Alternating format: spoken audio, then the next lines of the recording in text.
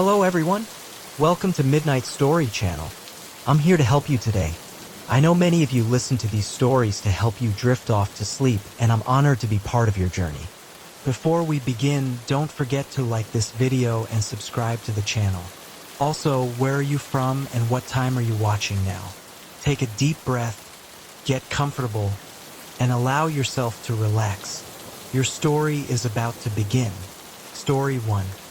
The first subtle tremor of unease, the herald of the nightmare to come, wasn't the preternatural quiet of the ancient forest, nor the unsettling tableau of the abandoned campsite I stumbled upon. No, it was something far more primal, more visceral. The unmistakable scent of fear that hung heavy in the damp air. A pervasive aroma so potent I could almost taste its metallic tang on my tongue. It clung to the towering redwoods, permeated the mossy earth, and seemed to emanate from the very silence itself. Little did I know, this terrifying essence was about to become intimately, suffocatingly familiar to me over the next grueling 48 hours.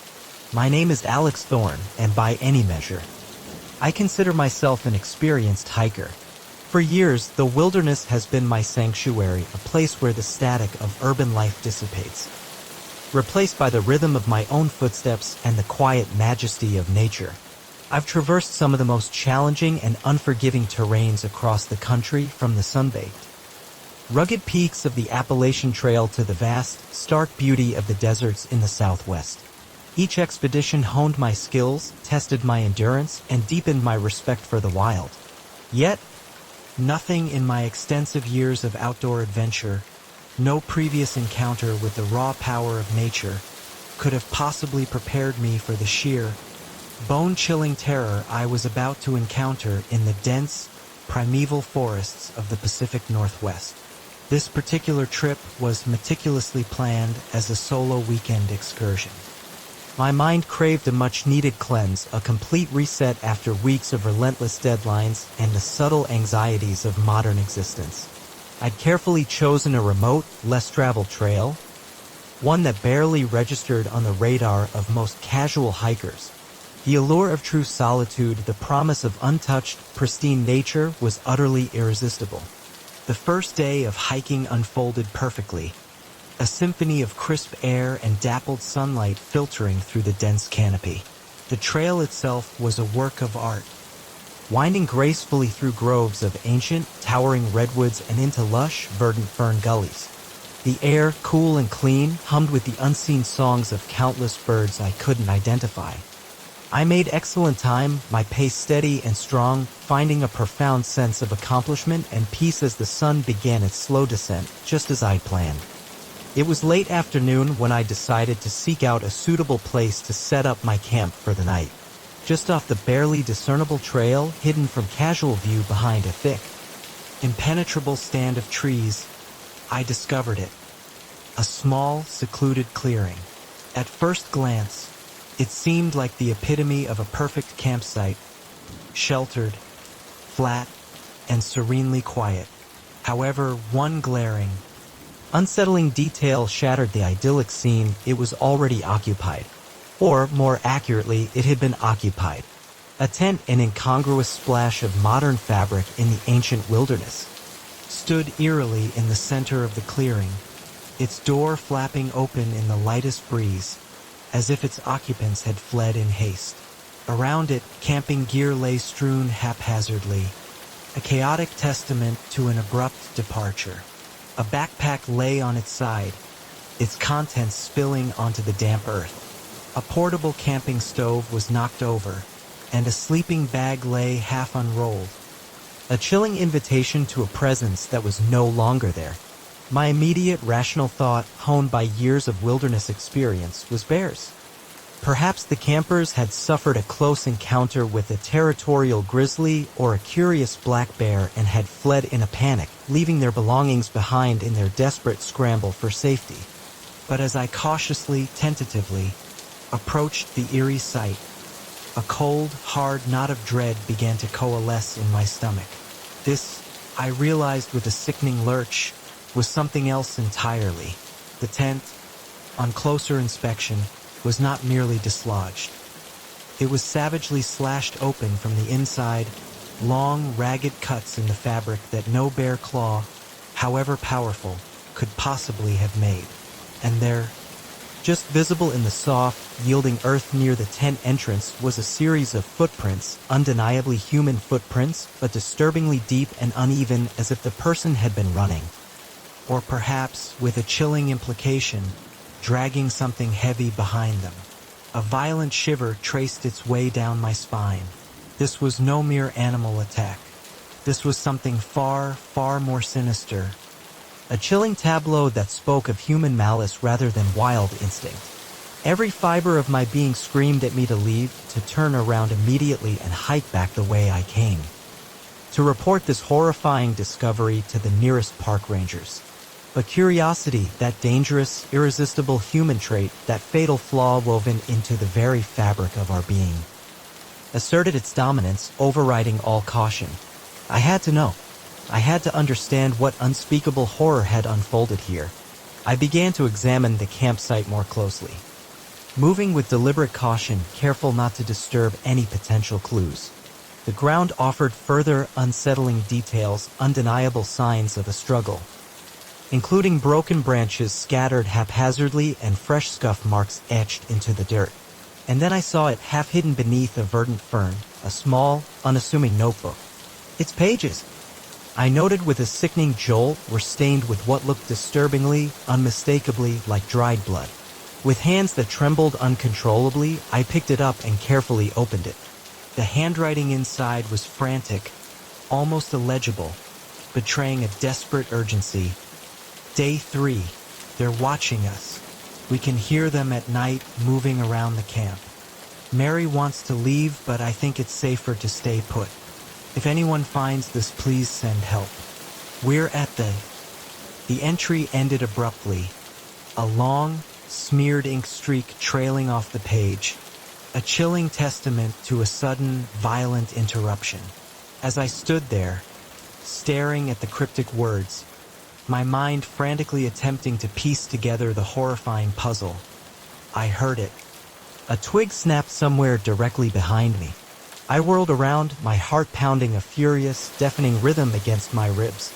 There was nothing there, only the deepening, oppressive shadows of the ancient forest as the last vestiges of the sun dipped below the horizon.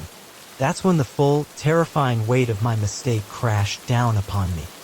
In my morbid fascination with the abandoned campsite, I'd utterly lost track of time. Darkness was falling swiftly and irrevocably, blanketing the forest in an impenetrable shroud, and I was miles, terrifying miles, from where I'd originally planned to make camp. Worse still, I had absolutely no idea what new, unseen dangers now lurked within these ancient, shadowed woods.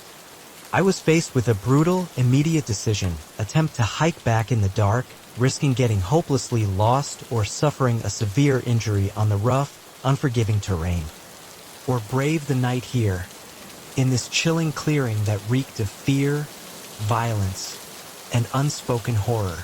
In the end, the raw instinct for self-preservation, cold and calculating, won out. I simply couldn't risk blundering through an unfamiliar forest in the complete darkness. I would have to make camp right here, in this tainted clearing, and pray to whatever gods might be listening that I could hike out at the very first hint of dawn. I set up my tent with frantic urgency, my hands fumbling clumsily with the familiar tasks, my eyes darting nervously around the darkening clearing. Every shifting shadow seemed to move with sinister intent. Every rustle of leaves, however faint, sounded like the soft, deliberate approach of footsteps. As full darkness descended, thick and absolute, I retreated into the flimsy sanctuary of my tent, zipping it up tightly, a futile barrier against the unknown. I lay there, fully clothed, my trusty flashlight clutched in one hand, my small pocket knife a cold comfort in the other, my knuckles white. Sleep was utterly, terrifyingly out of the question. The night was alive with the usual sounds of the wild, the mournful hoot of an owl, the hurried scurrying of unseen small animals, the whisper of wind sighing through the ancient trees. But underneath it all, a pervasive, chilling symphony of wrongness lingered, an unshakable feeling of being profoundly, maliciously watched. Around midnight, it came. Footsteps. Slow. Deliberate. Circling our campsite. My breath caught in my throat. A painful constriction. I lay perfectly, rigidly still, straining every nerve, every sense to listen. The footsteps stopped. Right outside my tent. I could hear breathing heavy, ragged, impossibly close. Then a voice, low, guttural, and utterly chilling. I know you're in there. Come out. Come out wherever you are. I bit back a scream, a raw, primal sound that threatened to rip from my throat. My hand tightened around my pocket knife, the small, cold metal a pathetic defense against the unseen horror outside. The voice chuckled then, a sound devoid of any warmth, any humor, a dry, rasping noise that raised goosebumps on my skin. No? Well, that's all right. We've got all night. And tomorrow night. And the night after that. We're very patient. The footsteps moved away then, slowly, deliberately, fading into the suffocating darkness of the forest. But I knew with a sickening certainty that they hadn't gone far. They were out there, waiting. I didn't sleep a single wink that night. Every rustle of leaves, every subtle shift of the wind, every imagined shadow had me on high alert. My body rigid with terror. As the first fragile light of dawn finally filtered through the dense trees, painting the forest in an ethereal, ghostly gray, I made my unwavering decision. I had to get out of there. Now. I packed up my gear with frantic, clumsy movements, trying to be as quiet as humanly possible, my eyes constantly scanning the tree line for any sign of movement. Just as I was about to slip away, a thought struck me, cold and clear. The notebook. Couldn't leave it behind. It might be the only tangible clue to what unspeakable horror had occurred here. The only link to the missing campers. I grabbed it, stuffing it quickly into my pocket, the dried blood a macabre reminder of the terror. Then, with a desperate surge of adrenaline, I set off down the faint trail at a brisk, almost frantic pace. I hadn't gone more than a mere 100 yards when I heard it again. Footsteps behind me, precise and chillingly rhythmic, matching my every stride. I walked faster, a desperate surge of hope mixed with mounting terror. The footsteps sped up, keeping perfect pace. I broke into a desperate, headlong run, pumping my arms, my legs burning with exertion. The footsteps, now a pounding, relentless rhythm, were gaining on me. Panic, cold and absolute, completely consumed me. I veered sharply off the barely visible trail, plunging blindly into the thick, tangled underbrush. Branches whipped at my face, leaving stinging welts. Unseen roots snaked up from the earth, threatening to trip me at every desperate step. But I kept running, driven by a primal need for survival. The sounds of pursuit were all around me now, coming from multiple directions, a terrifying symphony of human hunters. I ran until my lungs burned with an unbearable fire, until my legs felt like leaden weights, threatening to give out beneath me. Then, just as I thought I couldn't possibly take another step, a miraculous sight broke through the dense foliage. I burst out of the trees onto a road, an actual paved road. Without a moment's hesitation, I turned and ran wildly down it. I had absolutely no idea where it led, but anything had to be better than the terrifying, shadowed forest behind me. After what felt like an eternity, but was likely only a few miles, I saw a blessed sign ahead, "Welcome to Millaville. Population 506". I'd never been so utterly, profoundly happy to see the stark, reassuring presence of civilization in my entire life. I staggered into town, wild-eyed and gasping for breath, my body aching, my mind reeling, and made my way directly to the sheriff's office. The deputy on duty, a burly man with kind but skeptical eyes, looked at me as if I were a mad ant as I babbled out my disjointed, frantic story. But when I managed to show him the bloodstained notebook, his expression underwent a dramatic, Chilling transformation. Where did you find this? He asked, his voice tight, grim, and suddenly very serious. I described the location as best I could. A jumble of trees and ravines. The deputy, his eyes never leaving the notebook, picked up his phone. "Chief, you're going to want to come in," he said, his voice now a low, urgent murmur. "I think we've got a lead on the Harrison case." The next few hours passed in a dizzying blur of questions and official statements. Apparently, the notebook belonged to a couple who had vanished without a trace in those very woods 2 weeks prior. The sheriff's department had been searching for them relentlessly, but until now, they had found absolutely no sign, no trace, no clue. As I sat in the sheriff's office, wrapped tightly in a rough shock blanket and sipping a cup of truly terrible, lukewarm coffee, I couldn't shake the chilling, pervasive feeling that I'd only scratched the very surface of whatever sinister, unfathomable activity was truly going on in those ancient woods. The missing couple. The disembodied, terrifying voices in the dead of night, the pervasive, suffocating feeling of being constantly watched, it was all connected, inextricably linked in a horrifying tapestry. They found the abandoned campsite where I'd spent that terrifying night, confirming my story.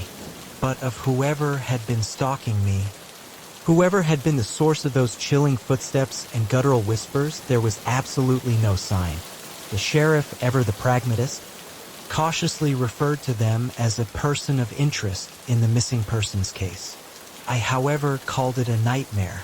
A living, breathing nightmare that I knew I would never, ever forget. I gave them the blood-stained notebook, now a piece of crucial evidence, and my detailed, traumatized statement. But I knew, with a certainty that settled deep in my bones, that I'd be looking over my shoulder for a very, very long time to come.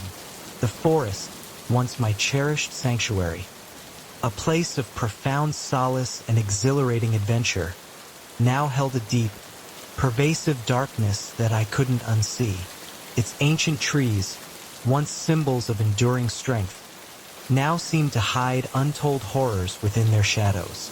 As I finally left the sheriff's office, stepping out into the bright, almost blinding sunlight of the small town, a chilling realization washed over me.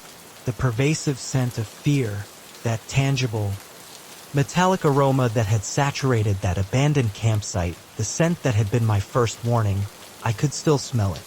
But now the terrifying truth was it was unmistakably coming from me. I don't know if I'll ever truly go hiking alone again. Some trails, once walked, embed themselves into your very soul, changing you forever in profound and irreversible ways. And sometimes, the most dangerous predators in the vast, untamed wilderness are not the bears or the wolves, but the ones that walk on 2 legs, leaving footprints just like our own. Story 2. The first note I found seemed innocent enough. A curious scrap of paper tucked casually under my water bottle with the words, "Beautiful day for camping," scrawled in messy, almost childish handwriting. It was the 10th note, a stark, unsettling command to get out now, that solidified the chilling realization. I was no longer alone in these vast, silent woods. My name is Sarah Evans, and I've always found a profound solace in solo camping. There's something about the unadulterated solitude, the deep, resonant connection with untamed nature, that recharges my soul like nothing else can. When the relentless cacophony and demanding pace of city life became too overwhelming, I would pack up my ultralight gear, shoulder my well-worn backpack, and head out to the wilderness for a few precious days of undisturbed peace and quiet. This particular trip was to a remote, almost forgotten area of the Adirondacks, a spot I'd discovered years ago during a particularly grueling through hike and had meticulously kept as my own personal cherished secret.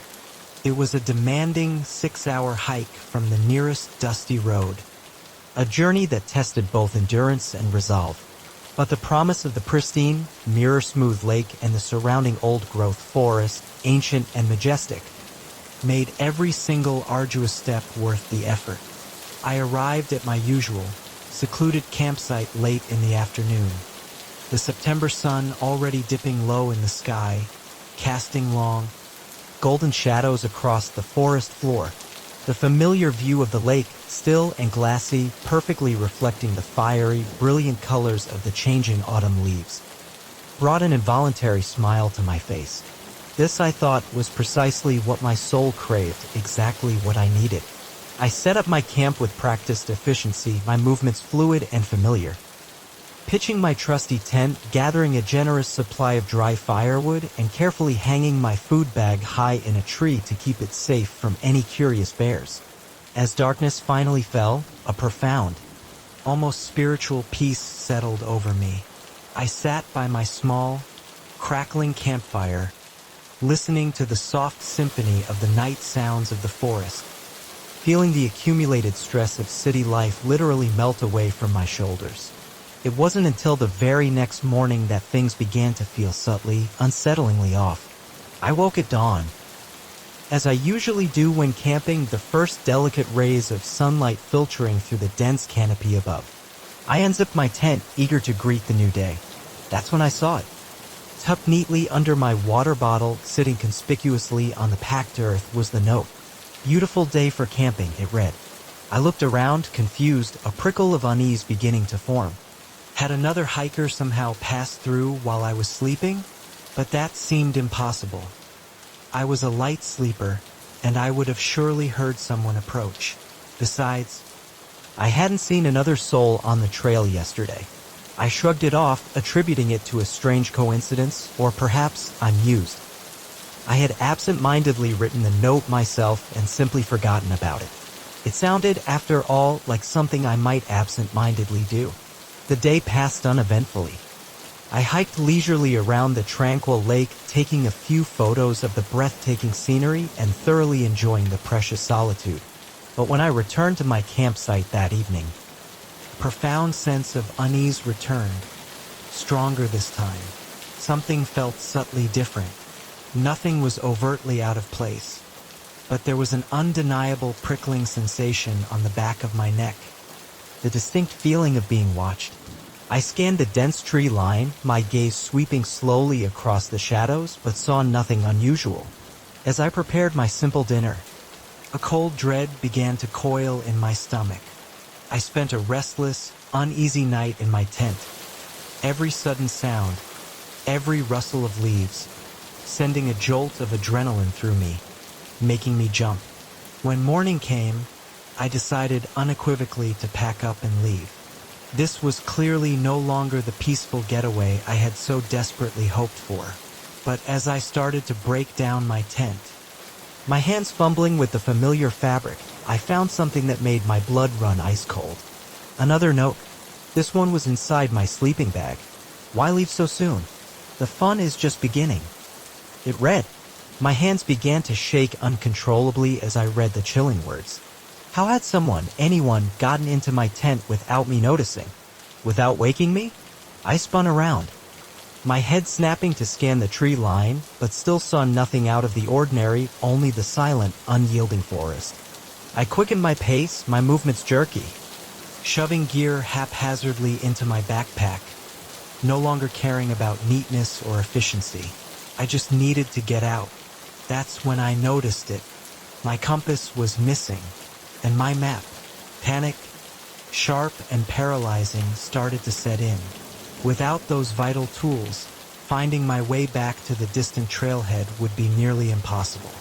The dense woods, with their monotonous, repeating patterns of trees and undergrowth, all looked terrifyingly the same, and it was notoriously easy to get completely turned around.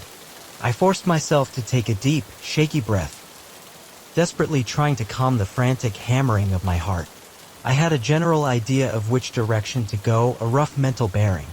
If I just started hiking relentlessly, I'd eventually hit a trail or, with luck, a road. It was a gamble, but it was infinitely better than staying here, paralyzed by fear. I shouldered my pack, the familiar weight now feeling like a burden, and set off, moving as quickly as I could through the dense, unforgiving underbrush. Every few hundred yards, I'd find another note. Each one, a fresh wave of terror. Where are you going? You're heading the wrong way. I can see you. I was being herded, I realized with a chilling clarity. Whoever was doing this was deliberately steering me deeper into the impenetrable wilderness, away from any hope of help, away from civilization. As the day wore on, exhaustion began to set in, a heavy, oppressive weight. My legs ached with a deep, burning pain from hours of relentless hiking through the rough, uneven terrain. The sun was beginning its slow descent once more, and I knew, with a sinking heart, that I couldn't keep going in the gathering darkness. I had to make camp. I found a small, secluded clearing, barely large enough for my tent, and quickly set it up. My hands shaking so badly I could barely manage the zippers. I didn't bother with a fire. I didn't want to give away my position, to provide a beacon for my unseen tormentor.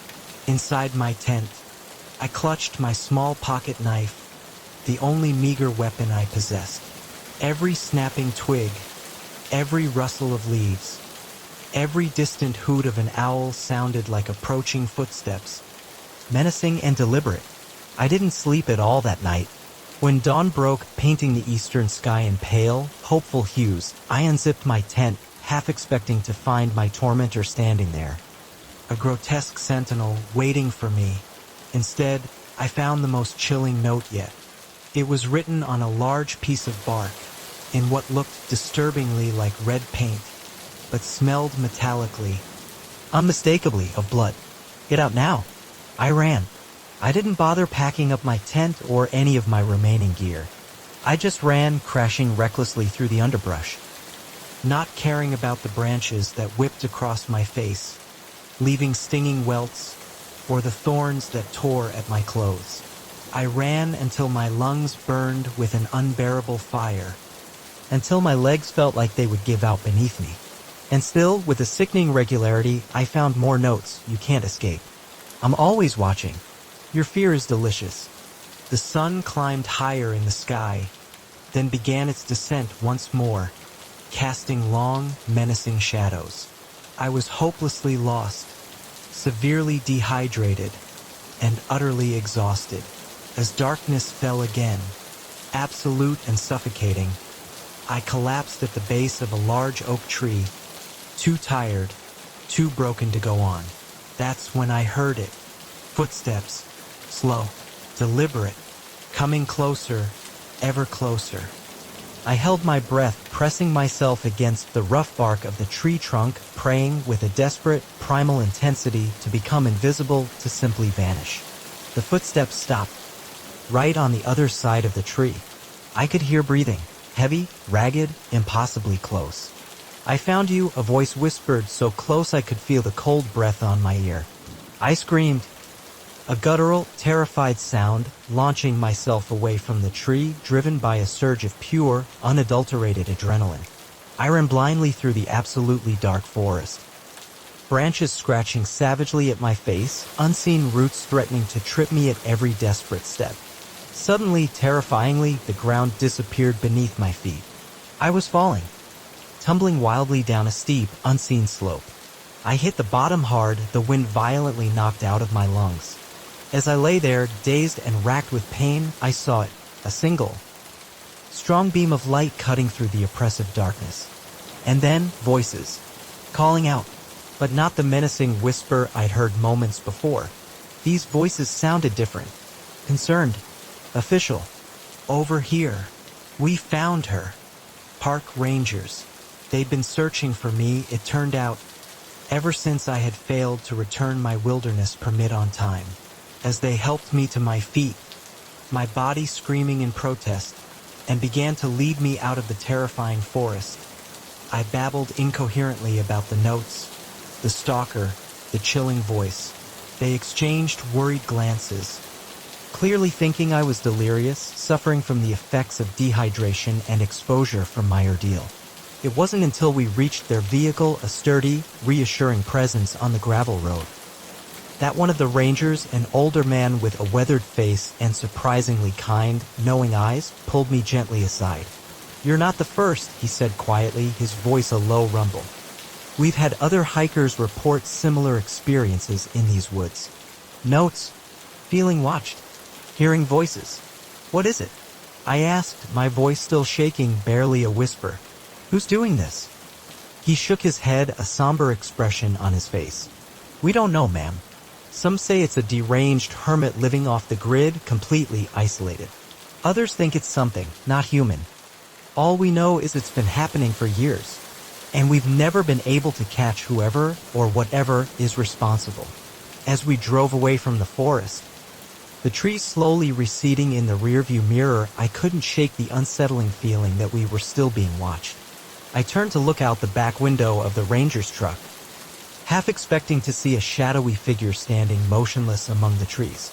Instead, I saw a small piece of paper fluttering wildly in the breeze, stuck to a tree right at the very edge of the road. Even from a distance, I could make out the words, scrawled in that familiar, messy handwriting. See you next time. I never went camping alone again after that. The profound peace and cherished solitude I once found in the wilderness had been brutally replaced by a deep-seated, unshakable fear. Every rustle of leaves, now sounds like footsteps following me, forever pursuing. Sometimes when I'm alone in the quiet of my apartment at night, I swear I can hear that ragged breathing. That chilling whispered voice saying, I found you. And I wonder, with a cold dread, if I ever truly escaped those woods at all. Or if a part of me is still there, eternally running through the dark. Haunted forest, relentlessly chased by an unseen, patient presence, leaving those cryptic notes that echo, you can't escape. The wilderness, once my sanctuary, has become my most terrifying nightmare. And the most chilling, pervasive part? I know with an absolute certainty that chills me to the bone that somewhere out there, in the deep, dark, ancient woods, someone or something is still watching, still waiting for unwary hikers to wander into its desolate domain. Every time I see a scrap of paper now, my heart races. A frantic drum in my chest. Because you never truly know what message it might contain, or who might have left it for you to find. Story 3. The flickering firelight, usually a comforting beacon, cast long, grotesque shadows across the clearing, illuminating faces contorted in a terrifying, unnatural dance. As I crouched, trembling behind a fallen log, my heart pounding a frantic rhythm against my ribs, a horrifying realization dawned. Our leisurely hike had led us directly into a living nightmare. We had stumbled upon something we were never, ever meant to see, and now our lives hung precariously in the balance.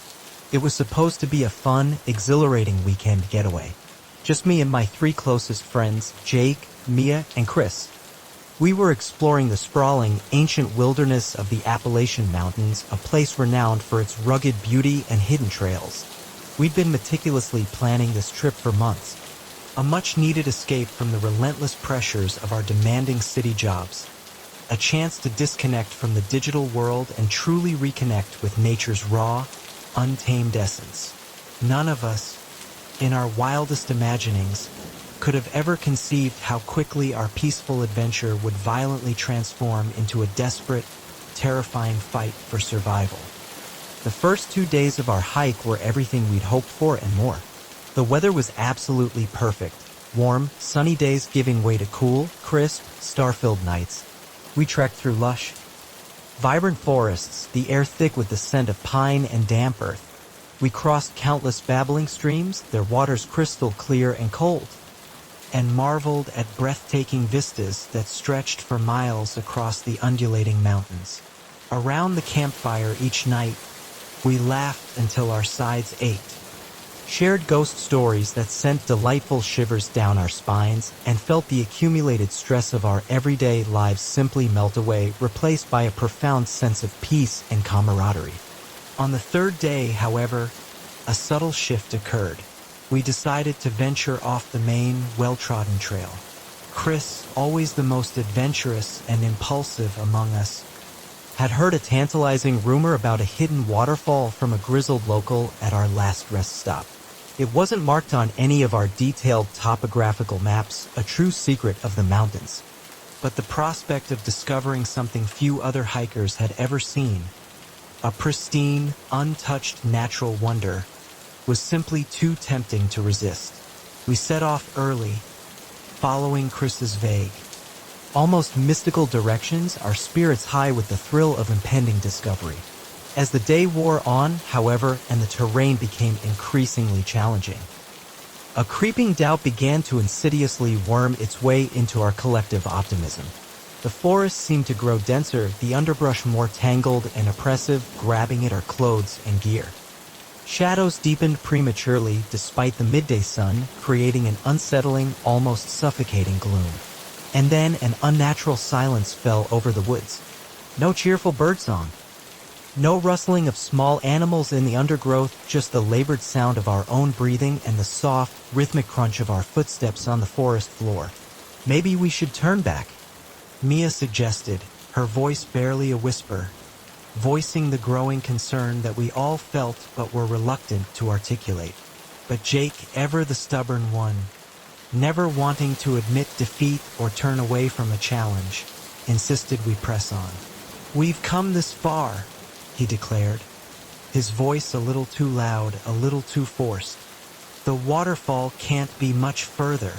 So we continued, pushing through the increasingly oppressive forest, the air growing thick with an unspoken dread. As dusk rapidly approached, painting the western sky in hues of bruised purple and angry red, the chilling realization hit us. We were hopelessly lost.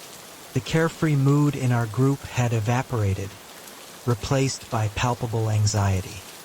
We quickly decided to make camp for the night, a desperate attempt to find our bearings and try to find our way back to the main trail in the morning. That's when we heard it. A low, rhythmic chanting, carried on the cool night wind. It was faint at first, barely perceptible, easily dismissed as the wind in the trees or the distant murmur of the forest. But as we stood utterly still, straining our ears, the sound grew louder, more distinct, more unnerving. What is that?" Chris whispered, his eyes wide with a mixture of fear and morbid curiosity. Curiosity, that dangerous, irresistible human trait, overcame our better judgment. We moved cautiously, inexorably, towards the sound, drawn like moths to a sinister flame. As we crept through the thick underbrush, a faint, pulsing glow appeared in the distance, a malevolent heart beating within the darkness. The chanting grew louder, now punctuated by occasional guttural shouts and the deep, resonant thrum of drums, a primal, unsettling rhythm. We emerged cautiously, at the very edge of a large clearing, and froze, paralyzed with shock at the scene before us. Dozens of people, their figures distorted by the flickering, dancing firelight, were gathered around a massive, roaring bonfire. Their faces were entirely obscured by elaborate, grotesque masks crafted from bark, bone, and twisted branches. They swayed and danced in unison, their movements jerky, unnatural, almost inhuman. At the very center of it all stood a tall, imposing figure adorned in a horned headdress, its arms raised dramatically to the sky. "Holy!" Jake breathed, the word catching in his throat. "What the hell is this?" Before any of us could respond, before our stunned minds could fully process the horrifying spectacle, the chanting stopped abruptly. The horned figure, with an unnerving precision, turned slowly, seeming to look directly at our hidden spot. A gnarled, skeletal finger pointed directly in our direction, and a voice, impossibly deep and resonant, boomed out, cutting through the silence. "Intruders! Bring them to me." Panic, raw and explosive, detonated in my chest. "Run!" I yelled, already turning to flee, my legs pumping desperately before my mind could even fully register the command. We crashed wildly through the forest, blind with primal terror. Behind us, shouts erupted, followed by the terrifying pounding of heavy footsteps, indicating a relentless pursuit. Branches whipped viciously at our faces, leaving stinging welts, and unseen roots snaked up from the earth, threatening to trip us at every desperate step. But we didn't dare slow down, not for an instant. I risked a quick glance back, and my heart nearly stopped. Masked figures, their eyes gleaming with an inhuman, malevolent light in the deepening darkness, were gaining on us, moving with a chilling, predatory speed. One of them was so close I could hear its ragged, heavy breathing, a chilling sound that would forever haunt my nightmares. Suddenly, Mia screamed. She had stumbled, her ankle twisting at an unnatural, horrifying angle. She collapsed, a pained cry tearing from her lips. The pursuing figures were almost upon her, their grotesque masks looming. Without thinking, I skidded to a stop and ran back, Chris right beside me, our decision instantaneous. We each grabbed one of Mia's arms and half-carried, half-dragged her forward, her weight a crushing burden, but a burden we wouldn't abandon. Jake, ever the protector, took up a position behind us, frantically grabbing fallen branches and swiping them wildly at our relentless pursuers, buying us precious seconds. We ran for what felt like agonizing hours, the sounds of pursuit never fading, always close behind us, a constant, terrifying reminder. Just when I thought my lungs would burst, when my legs felt like they would simply give out, we broke through the tree line and found ourselves abruptly at the edge of a steep ravine. Far below, barely visible through the mist and gathering gloom, I could hear the powerful rush of water. The waterfall!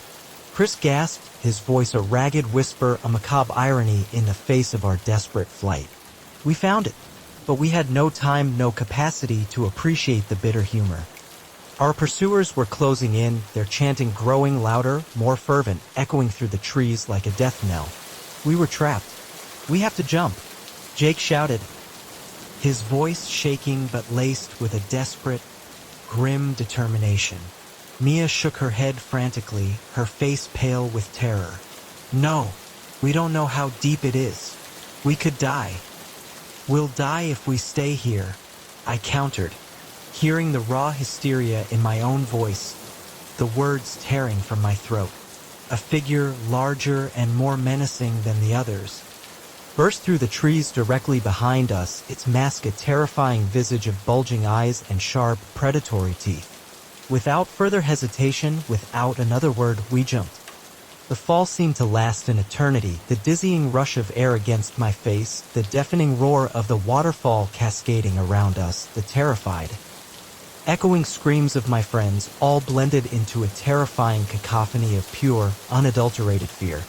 Then, with a brutal, shocking impact, we hit the water. The icy cold shocked my entire system.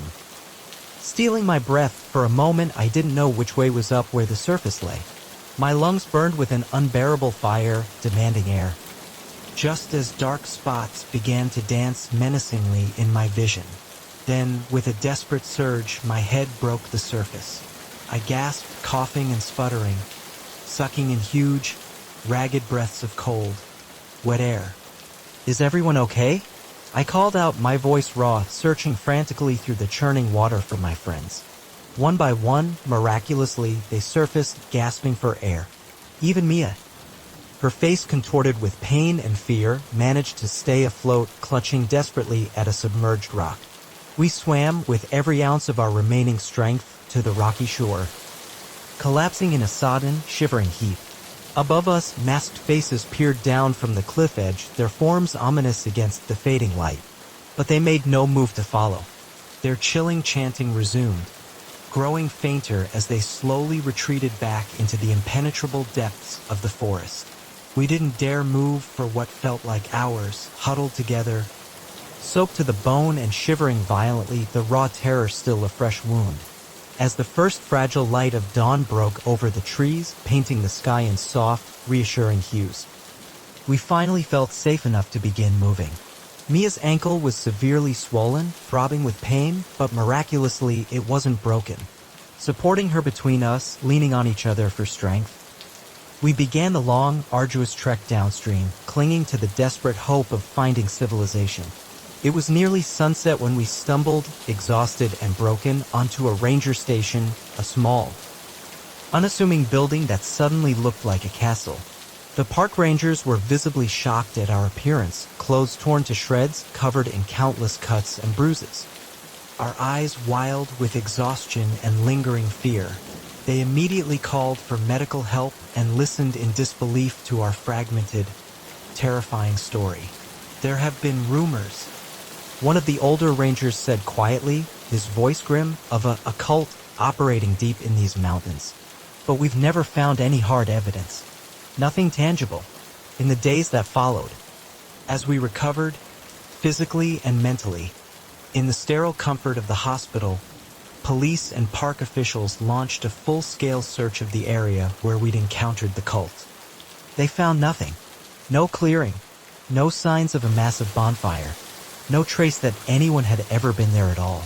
Slowly, insidiously, a chilling doubt began to creep in. Had we really seen what we thought we saw?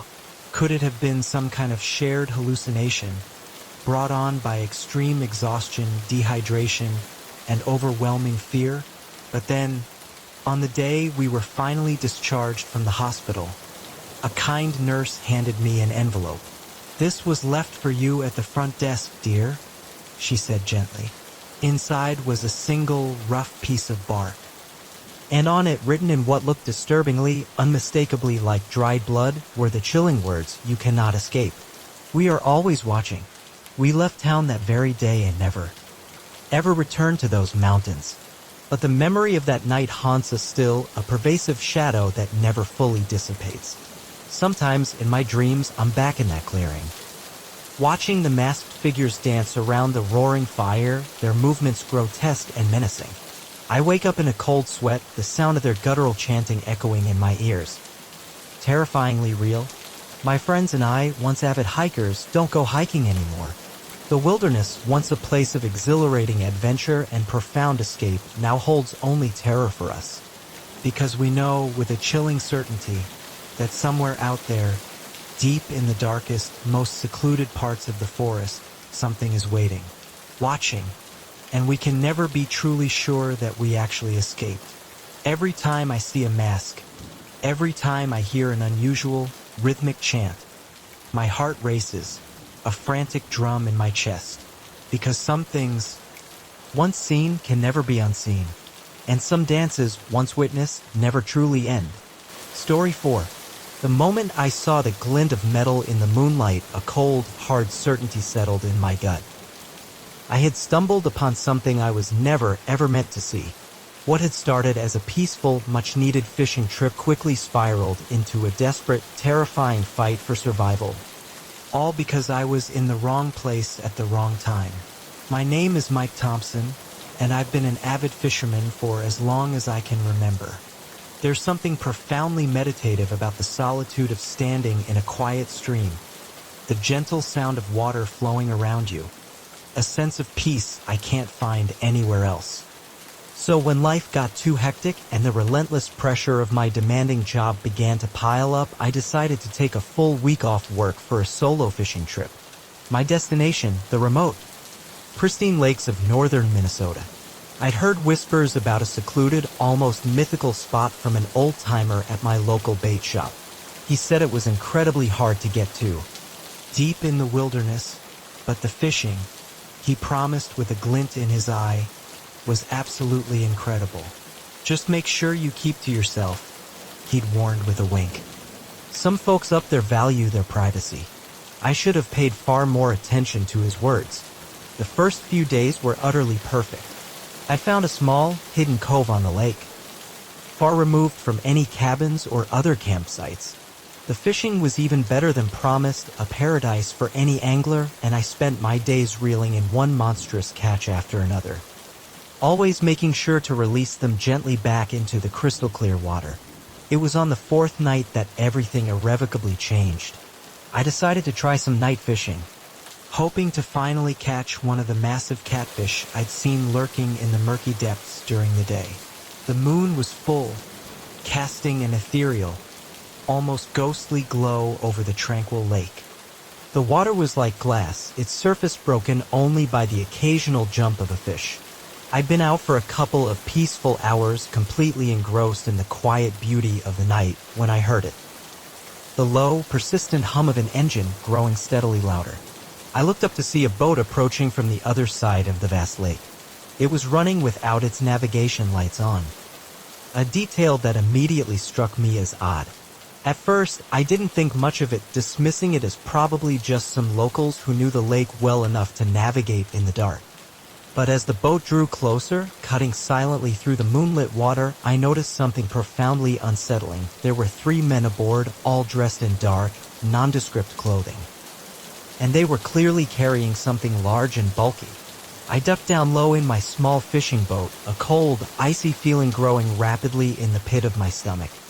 The other boat slowed as it neared the shore, not far from where my own boat was anchored. In the bright, unforgiving moonlight, I could see everything with horrifying clarity. 2 of the men jumped out, their movements swift and efficient, dragging the bulky object with them. With a sickening start, my blood ran cold as I realized what it was. A body, wrapped tightly in what looked like a dark tarp. My heart began to race, a frantic drumbeat against my ribs.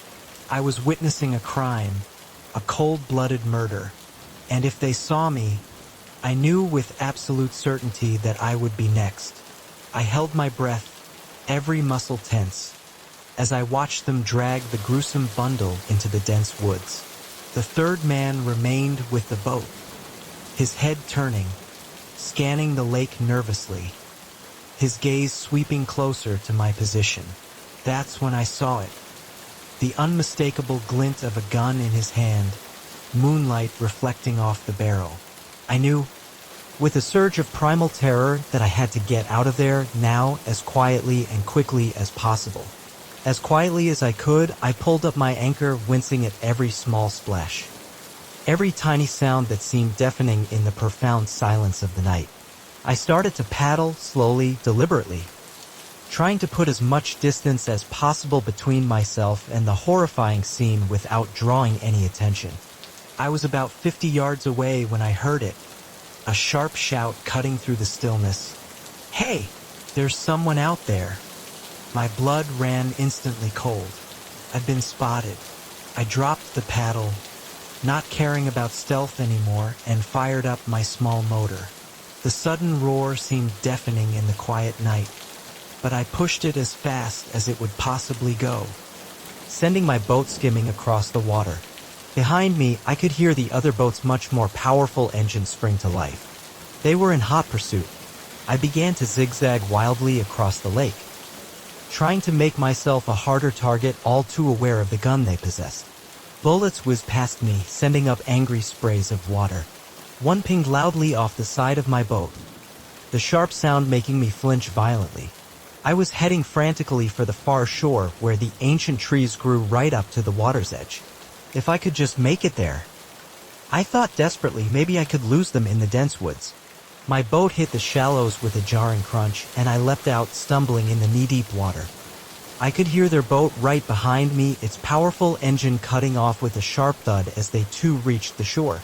I ran into the woods, branches whipping savagely at my face, unseen roots threatening to trip me at every desperate step. I could hear them crashing through the underbrush behind me, their angry shouts echoing through the trees. "Spread out! Don't let him get away." I ran blindly, my only thought to put as much distance as humanly possible between myself and them. My lungs burned with an unbearable fire, and my legs felt like heavy, leaden weights threatening to give out beneath me. But raw, primal terror kept me moving forward. After what felt like an eternity, but was probably only minutes, I couldn't hear them anymore. I slowed, gasping for breath, trying desperately to get my bearings in the suffocating darkness. The woods were pitch black under the dense, suffocating canopy, the moonlight utterly unable to penetrate the thick leaves. I leaned against a rough tree trunk, my heart pounding so loudly I was sure they'd be able to hear it even from a distance. As my eyes slowly adjusted to the profound darkness, I tried to form some semblance of a plan. I had no idea where I was, no phone, no supplies, no food. All I had was the torn clothes on my back and the small, waterproof flashlight I always kept in my pocket for night fishing. A twig snapped nearby, impossibly loud in the silence, and I froze, rigid with fear. Slowly, agonizingly slowly, I turned my head towards the sound. There, not 20 feet away, I saw it. A beam of light, cutting a stark swath through the oppressive darkness, sweeping slowly back and forth. They were still searching. I held my breath, pressing myself desperately against the rough bark of the tree, praying that the absolute darkness would somehow hide me. The beam of light came closer, closer still, illuminating the forest floor just a few feet from where I stood, utterly exposed. "I know you're out here," a gruff voice called out, chillingly close. "Make it easy on yourself and come out now. We just want to talk." I didn't move a muscle. I knew exactly what their kind of talk would entail. It would end with me joining whoever was wrapped in that tarp, at the bottom of a cold, dark lake. The light moved away, slowly receding, and I let out a silent, ragged breath of relief. But I knew I couldn't stay there. They'd keep searching, methodically, relentlessly, and eventually they'd find me. I waited until I couldn't hear anything, not a sound, then started moving again, trying to be as quiet and stealthy as humanly possible. I had no idea which direction I was going, simply picking a path through the unseen wilderness, but I knew I had to keep moving. The rest of the night was a blurring nightmare of raw fear and bone-deep exhaustion. Every single sound made me jump, convinced that they were right behind me. I tripped and fell more times than I could possibly count, my clothes torn to shreds, my body bruised and aching.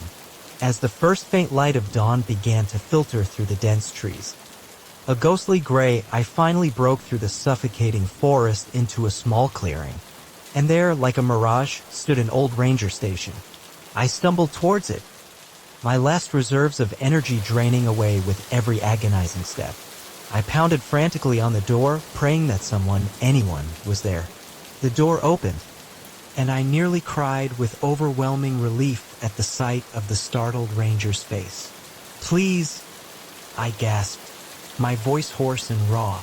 "I need help. There are men after me. They killed someone." The next few hours passed in a dizzying whirlwind of police statements and immediate medical checks. I told them everything, the moonlit lake, the chilling sight of the body, the terrifying chase. They seemed skeptical at first, their faces impassive, but something in my terror-stricken, disheveled appearance must have finally convinced them that I was telling the truth. They later found my boat, riddled with bullet holes, washed up on the shore. But of the other men, the killers, there was no sign. It was as if they'd simply vanished into thin air. As I sat in the ranger station, wrapped in a coarse shock blanket and sipping a truly bad cup of lukewarm coffee, the horrific reality of what had happened finally began to sink in. I'd witnessed a murder, been shot at, and spent a night running for my life through unknown, terrifying woods. And the killers were still out there, uncaptured. The police assured me they'd keep investigating, that they'd protect me, but I could see the doubt, the weary resignation in their eyes. In this vast, untamed wilderness, finding 3 men who didn't want to be found was a task that was nearly impossible. I left northern Minnesota the very next day and haven't been back since.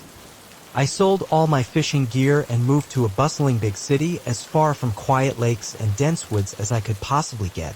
But no matter where I go, no matter how hard I try, I can't shake the pervasive, chilling feeling of being watched. Sometimes, when I close my eyes, I can still see that moonlit lake, still hear the terrifying sound of bullets hitting water. And I wonder, with a cold dread that never fully leaves me, if someday they'll find me. If one day, I'll turn a corner and see those men, their eyes cold and unforgiving, remembering what I saw. Because I've learned a harsh, brutal truth, some secrets are buried incredibly deep, and those who dare to uncover them often end up buried too. The profound peace I once found in nature has been brutally replaced by a constant, gnawing fear. And the only thing I truly caught on that fateful fishing trip was a nightmare. A nightmare I may never ever escape. Story 5. The moment I saw their eyes through my camera lens, a cold, hard certainty settled in my gut. I had captured something I was never, ever meant to see. What started as a routine research expedition quickly spiraled into a nightmarish game of cat and mouse where I was the prey and the very forest I once loved became a deadly, unforgiving maze. My name is Dr. Evelyn Carter, and I'm a wildlife biologist specializing in large predator behavior. For the past 5 years, I've been diligently studying wolf packs in the northern reaches of Yellowstone National Park. It's isolated, grueling work demanding long stretches in the wild. But I've always found a profound sense of peace and purpose in the wilderness, at least I used to. This particular expedition was supposed to be like any other. I'd hike out to my research station, a small, sturdy cabin miles from the nearest road, set up my equipment, and spend a month observing and documenting wolf behavior. I'd done it dozens of times before. Each trip a familiar rhythm of solitude and scientific discovery.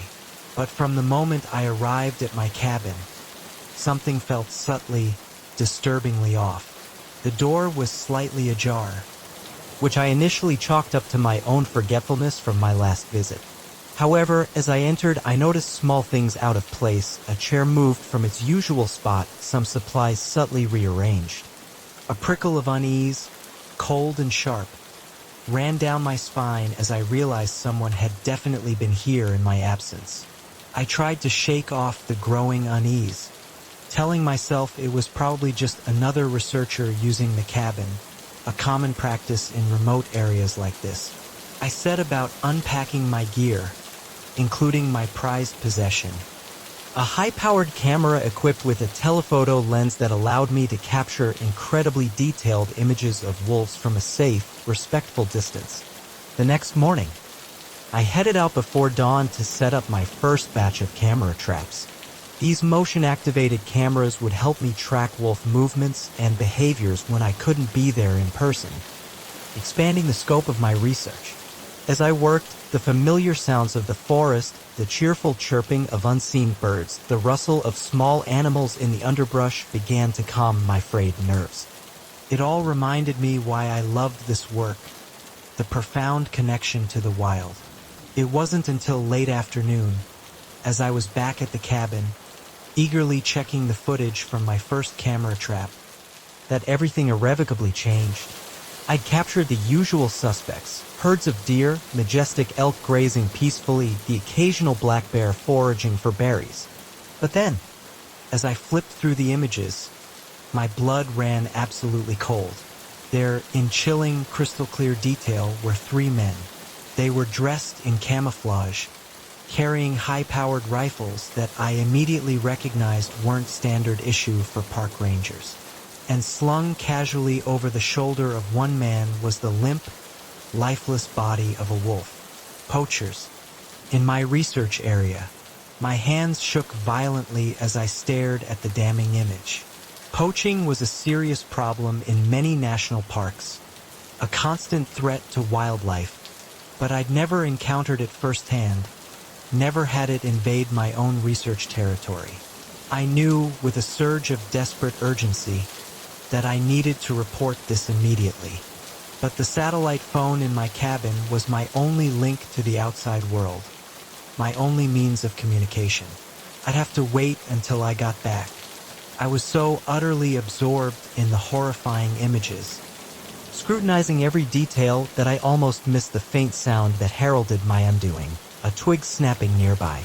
I looked up, my head snapping to attention, expecting to see a curious deer or perhaps one of my beloved wolves. Instead, I found myself staring directly into the cold, unyielding eyes of one of the men from the photos. For a frozen moment, time ceased to exist. We both remained utterly still, locked in a terrifying tableau. Then, without thinking, without any conscious decision, I turned and ran. I could hear shouts erupting behind me, followed by the terrifying, relentless sound of pursuit. Branches whipped savagely at my face, leaving stinging welts as I crashed wildly through the underbrush, my heart pounding a frantic, deafening rhythm in my ears. I had one crucial advantage. I knew these woods better than almost anyone. I'd spent years meticulously mapping every faint trail, every hidden clearing, every secret glen. I used that intimate knowledge now, zigging and zagging erratically through the dense trees, desperately trying to lose my relentless pursuers. But they were skilled, terrifyingly so, and relentlessly determined. No matter how I twisted and turned, no matter how clever my maneuvers, I simply couldn't shake them. As the light began to fade, casting long, menacing shadows across the forest floor, I realized I was in serious, life-threatening trouble. I couldn't go back to my cabin. That would undoubtedly be the first place they'd look. A trap waiting to spring. I needed to find a safe place to hide, a secure refuge to wait them out until night provided some cover. I made my way with desperate urgency to a series of secluded caves I had discovered during my earlier research. Small, inconspicuous formations, easy to miss if you didn't know precisely what you were looking for. I squeezed into one, pressing myself against the cold, unyielding stone, desperately trying to quiet my ragged, gasping breathing. For hours I sat huddled in that dark, suffocating cave, jumping violently at every single sound, every rustle of leaves, every distant crack of a twig. I could hear them searching, their voices carrying through the quiet night air, their calls growing closer, then receding. They were methodical, thorough, terrifyingly efficient. These were not amateur poachers playing at a game. They were seasoned professionals, dangerous and determined. As dawn finally broke, painting the cave entrance in a fragile, ghostly gray, I dared to peek out of my hiding spot. The forest seemed eerily quiet, deceptively peaceful. But I knew better than to assume they were gone. I needed to get to my satellite phone and call for help. I made my way carefully back toward my cabin, using every trick I knew, every ounce of my field training, to move silently through the woods, leaving barely a trace. As I cautiously approached the clearing where my cabin stood, a sickening wave of despair washed over me. I saw them. Two men, figures of dread, standing guard directly outside my cabin, their rifles slung casually but menacingly. My heart sank. They knew this was my base, my sanctuary, and they were patiently waiting for me. I retreated silently back into the deeper woods, my mind racing, frantically calculating my options. The nearest ranger station was a grueling 2-day hike away, an impossible journey without supplies, and through territory I now knew was actively being patrolled by armed, ruthless poachers. It would be a desperate, near-suicidal journey, but I had absolutely no choice. I couldn't stay here, couldn't risk them finding me trapped and cornered. So I set off, moving as quickly and quietly as my fear-fueled body would allow, always alert for any signs of pursuit, every nerve ending screaming. The first day was a living nightmare of constant vigilance. Every snapping twig, every rustling leaf, every distant bird call could be a poacher closing in, a sign of impending doom. I didn't dare stop, not even for a moment, to rest, pushing my body to its absolute limits, driven by pure terror. By nightfall, I was utterly exhausted, severely dehydrated, and disoriented by the relentless flight. I found a hollow log, a crude, temporary refuge to sleep in, curling up in the damp, cramped space, my muscles screaming in protest. Sleep came in fitful, terrifying bursts, constantly interrupted by vivid, horrifying nightmares of being relentlessly hunted. I woke at first light, stiff and aching in every joint, but miraculously alive. The second day was worse. A gnawing hunger and a searing thirst made it incredibly hard to think clearly, to maintain focus. I knew with a sickening certainty that I was making mistakes, leaving subtle signs of my passage that a skilled tracker would easily follow. But I couldn't stop. I had to keep moving, momentum my only ally. It was late afternoon when I finally heard the sound I'd been dreading, the one that sealed my fate. Voices, coming from directly behind me. They'd picked up my trail. With a surge of panic-fueled energy, a last desperate burst of adrenaline, I ran. I don't know how long I ran, or how far. Time had become a meaningless blur, a relentless pursuit. All I know is that suddenly, miraculously, the trees thinned out and I found myself on the very edge of a steep ravine. Far below, I could hear the powerful rush of a river, a roaring torrent. The voices were closer now, impossibly close. I was trapped, a cornered animal, In that desperate, heart-stopping moment, I made a decision that could have easily, irrevocably killed me. I jumped. The fall seemed to last forever, a dizzying, terrifying plunge into the unknown. Then, with a shocking, brutal cold that drove the very air from my lungs, I hit the water. The current was incredibly strong, a powerful, relentless force, pulling me under, tumbling me head over heels, disorienting me completely. I fought desperately, blindly, clawing my way to the surface, gasping for air, choking on the cold water.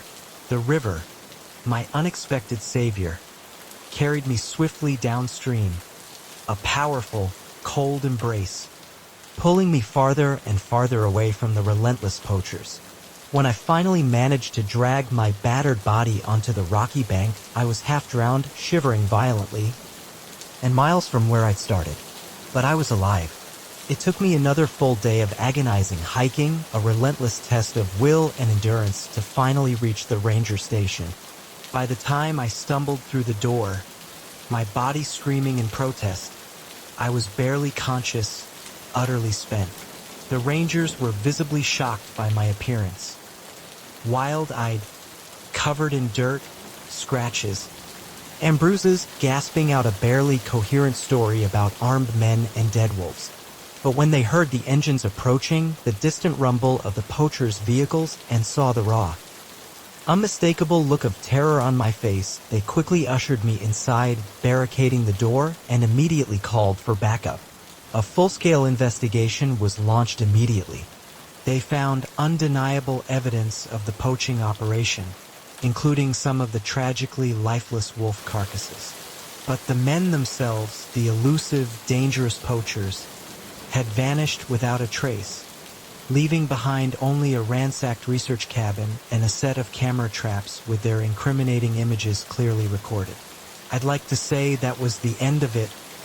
That justice was swiftly served, and I simply went back to my research, resuming my peaceful life. But the truth is that terrifying experience changed me forever. The forest, once my sacred sanctuary, my tranquil refuge, now feels perpetually full of hidden threats, lurking just beyond my sight. Every shadow could be hiding someone. Every rustle of leaves, a watchful presence, waiting. I still do my work, relentlessly. The wolves still need protecting, perhaps now more than ever. A grim reminder of the darkness that exists. But I no longer feel the profound sense of peace in the wilderness. Instead, I'm always watching, always alert, every nerve ending hyper-aware. Because I know firsthand that in the wild, the most dangerous predators of all are often the ones that walk on two legs. Sometimes, when I'm reviewing footage from my camera traps, a painstaking and often tedious process, I'll catch a fleeting glimpse of movement that doesn't quite fit, a shadow that seems too deliberate, too human, or a glint of light that could be, just could be, the cold reflection off a gun barrel. And in those unsettling moments, my heart races, thundering in my chest, and I'm instantly right back in that dark, terrifying forest, running for my life. The poachers may be gone, or at least out of sight, but the deep-seated fear they instilled lingers, a constant, chilling companion. It's a harsh, enduring reminder that even in our most protected wild spaces, a profound darkness can lurk just out of sight, patiently waiting. And sometimes the price of discovery, of uncovering ugly truths, is far, far higher than we ever imagined. Story 6.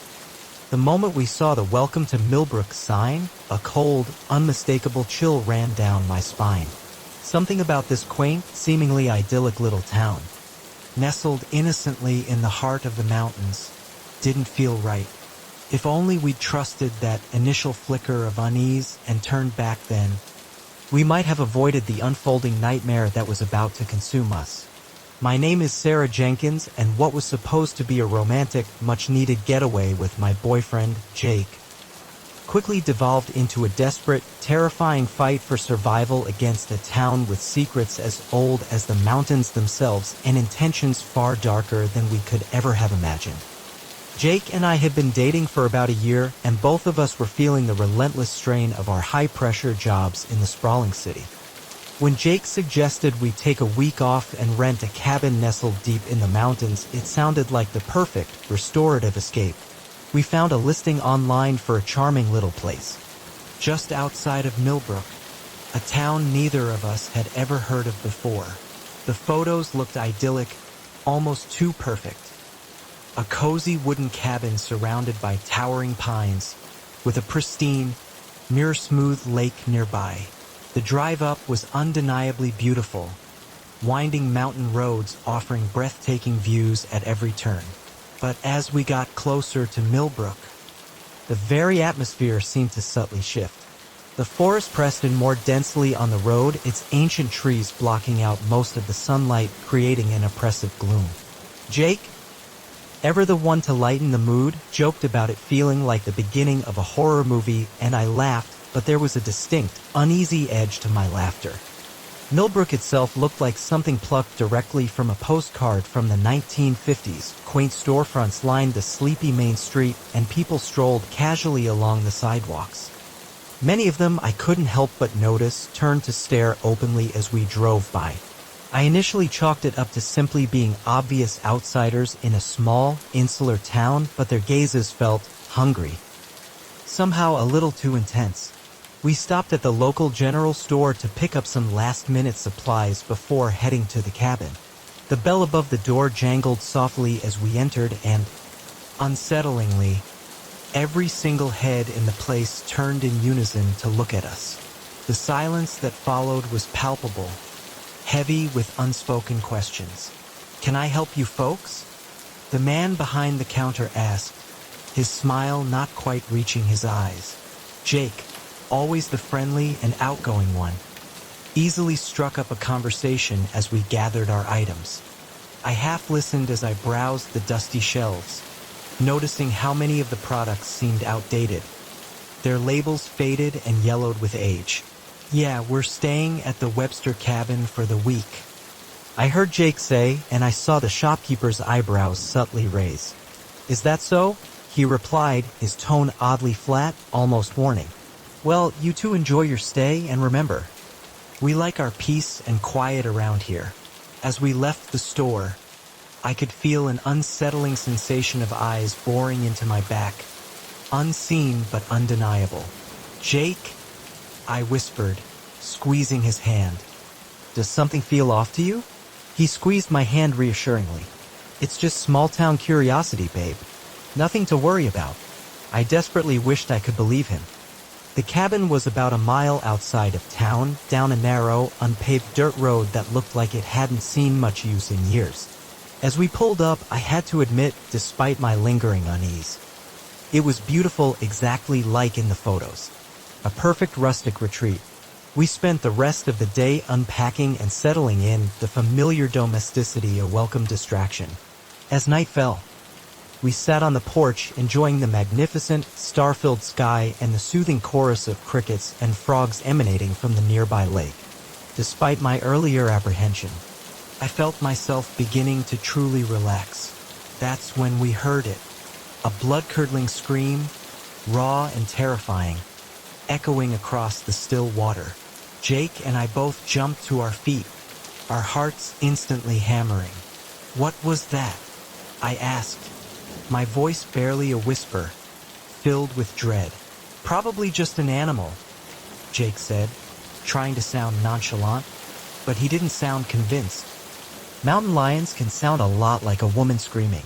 We went to bed soon after, but I tossed and turned for hours, utterly unable to shake the chilling feeling that something was very, very wrong. The next morning, we decided to hike down to the lake. The day was warm and sunny, a stark, almost ironic contrast to the pervasive unease I still felt. As we approached the shore, I spotted something half hidden in the reeds. "Jake, look," I said, pointing, a cold dread beginning to coil in my stomach. "Is that a shoe?" He waded into the shallow water to retrieve it. It was indeed a shoe, a woman's hiking boot, to be precise. And with a sickening lurch of my stomach, I saw that it was filled with congealed blood. I felt the blood drain from my face, leaving me lightheaded. "We need to call the police," I said, my voice trembling, barely audible. Jake nodded, his face grim, already pulling out his phone. But there was no signal. Damn, he muttered, frustration mixing with fear. Okay, let's head back to the cabin. We'll drive into town and find the sheriff's office. As we hurried back up the trail, a horrifying sense of being watched enveloped me. Twice, I thought I saw movement in the dense trees, subtle shifts in shadow, but when I looked directly, there was nothing there. We were almost back to the cabin when 4 men suddenly stepped out onto the narrow trail, blocking our path. They were locals, dressed in flannel and denim, with hard, impassive eyes and even harder, grim expressions. "What you got there?" one of them asked, his voice low and gruff, nodding at the blood-stained shoe Jake was still carrying. "We found it by the lake," Jake said, his voice surprisingly steady despite the palpable tension radiating off him. "We're heading into town to report it to the sheriff." The men exchanged quick, knowing glances. "Now why would you want to go and do a thing like that?" another one asked, taking a menacing step closer. "Ain't nothing but trouble sticking your noses where they don't belong." I grabbed Jake's arm, my fingers digging into his bicep. "We should go," I whispered, a desperate plea. But as we turned to leave, we found 2 more men had silently come up behind us. We were surrounded. What happened next was a blurring maelstrom of sudden violence and raw terror. Jake tried valiantly to fight them off, but he was hopelessly outnumbered. I screamed and clawed frantically at anyone who came near me, a desperate, futile struggle, but it was no use. A sharp, blinding pain exploded in the back of my head and everything went dark. I woke up in a dank, cold, utterly dark cellar, my head throbbing with a dull, persistent ache. Jake was next to me, his face bruised and bloody, his eyes fluttering open. "Sarah?" He croaked when he saw I was awake. "Thank God. Are you okay?" Before I could answer, a door opened at the top of a creaking flight of stairs, spilling harsh, blinding light into our dark prison. Heavy footsteps descended, slow and deliberate, and a figure emerged from the oppressive glare. It was the shopkeeper from the general store, but his fake, cloying friendliness was utterly gone, replaced by a cold, calculating, chillingly indifferent look. "Well, now," he said, his voice flat. "Looks like our guests are awake. What do you want from us?" I demanded, trying desperately to keep the raw fear out of my voice, to project an authority I didn't feel. He chuckled, a dry, mirthless sound devoid of any real humor. "Want? Oh, we don't want anything from you. You're the ones who wanted something from us, wasn't it? A quiet getaway. Well, you're going to get it. Millbrook has a way of keeping its secrets, you see. And now, you're one of them." Over the next few agonizing days, or was it weeks, time lost all meaning in that suffocating cellar, we learned the horrifying truth about Millbrook. The town had a long, sinister history of making troublesome outsiders simply disappear. Sometimes for their meager belongings, sometimes for far darker, unspeakable purposes. I couldn't bear to think about it. But the chilling implication was clear. The shoe we'd found by the lake belonged to their last victim, a hiker who'd stumbled upon something she shouldn't have. They kept us alive barely, providing food and water sporadically, always accompanied by veiled threats and sometimes outright violence. We tried to escape twice, desperate, futile attempts, but they were always watching, always one chilling step ahead. It was Jake who finally spotted our desperate opportunity. One of our captors, growing careless in their cruel routine, left a tool behind after some sadistic interrogation session. We worked together, our numb fingers fumbling, to free ourselves from our crude bonds, waiting, with bated breath, for the right, opportune moment. Came in the dead of night. We could hear the faint sounds of some kind of macabre celebration happening in the town above. Drunken shouts, eerie, rhythmic chanting, perverse revelry, taking advantage of our guards' distraction. Their minds dulled by drink or fervor, we made our move. The next few hours were a living nightmare of running through the dark, unforgiving woods. Every snapping twig sounded like a gunshot echoing deafeningly in the quiet night. every shifting shadow potentially hiding one of our relentless pursuers. We had no idea which direction we were going, driven only by the primal need to get as far from Millbrook as humanly possible. Dawn was breaking, a pale, hesitant light, when we finally stumbled onto a highway. A passing trucker, a guardian angel in diesel, took pity on us, though I'm sure we looked and smelled absolutely terrible, like creatures dragged from the depths of hell. He drove us to the nearest big town, where we immediately went to the police. They were skeptical at first, their faces incredulous, but our raw, visible injuries and obvious, profound terror finally convinced them to investigate. By the time a team of state troopers reached Millbrook, though the town was eerily deserted, houses and stores stood empty, their doors ajar, as if the entire population had simply vanished overnight, swallowed by the very mountains that cradled them. The investigation is ongoing, but I don't have much hope they'll ever find anything truly concrete. Millbrook's secrets are buried deep as its dark history, and I suspect its people are long gone, moved on to some new hunting ground, some new unsuspecting victims. Jake and I are trying desperately to move on with our lives, to piece back together the shattered remnants, but it's not easy. Nightmares plague us both, vivid and horrifying, and I don't think I'll ever be able to look at a small town the same way again. The quaint charm of rural America has been forever tainted for me, now hiding potential horrors behind every picturesque facade. Sometimes when I close my eyes, I can still hear the eerie chanting from that last night in Millbrook, a haunting echo in the silence. And I wonder how many other seemingly innocent towns out there harbor dark, unspeakable secrets, patiently waiting for unsuspecting visitors to become their next victims. If there's one thing I've learned from our harrowing ordeal, it's this: sometimes the most dangerous predators are not the fanged beasts of the wild, but the ones that smile and welcome you with open arms, their true intentions hidden behind a veneer of hospitality. And the price of a quiet getaway, a simple escape, can be far, far higher than anyone could ever imagine. Story 7.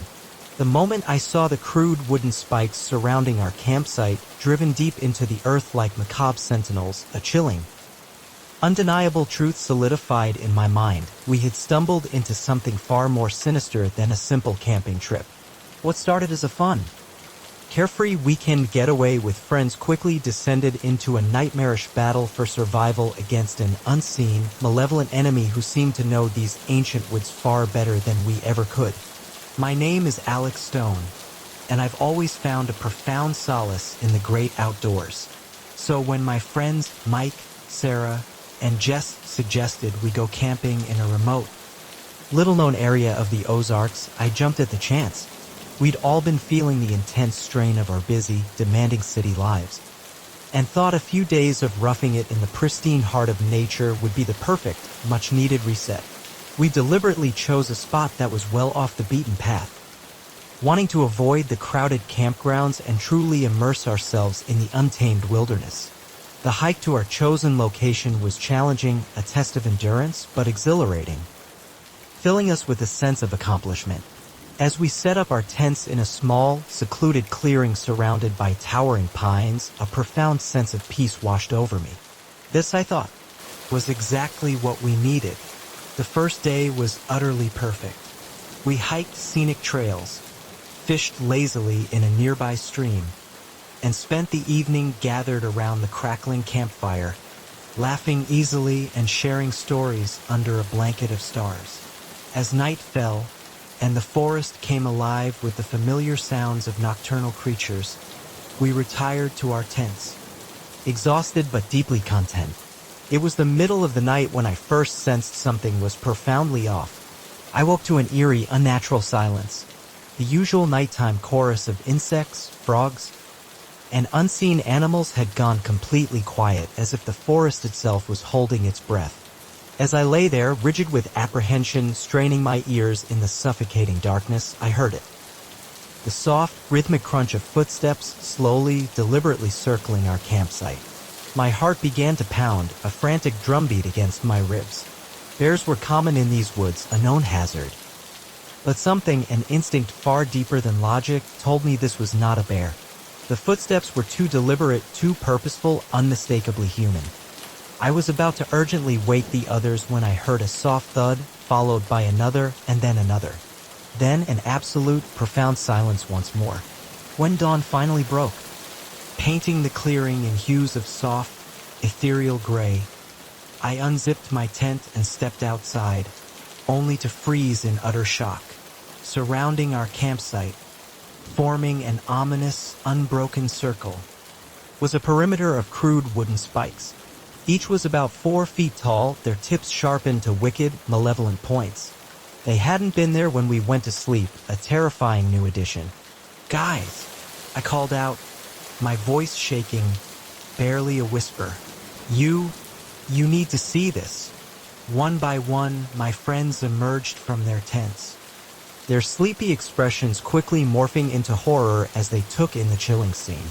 "What the hell?" Mike muttered, moving closer, cautiously, to examine one of the spikes. "Who would do this?" Sarah hugged herself tightly, her eyes darting nervously between the sinister spikes and the dense, unyielding trees. Maybe it's some kind of joke," she offered, her voice strained. "Other campers trying to scare us?"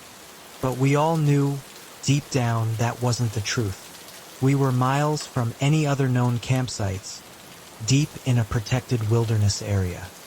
And the forest around us was as silent as it had been in the middle of the night. No birdsong, no chattering squirrels, nothing. It was as if the entire woods were holding its breath, waiting. "We need to leave," Jess said firmly, her voice resolute. "Now." No one argued. We quickly began breaking down our camp.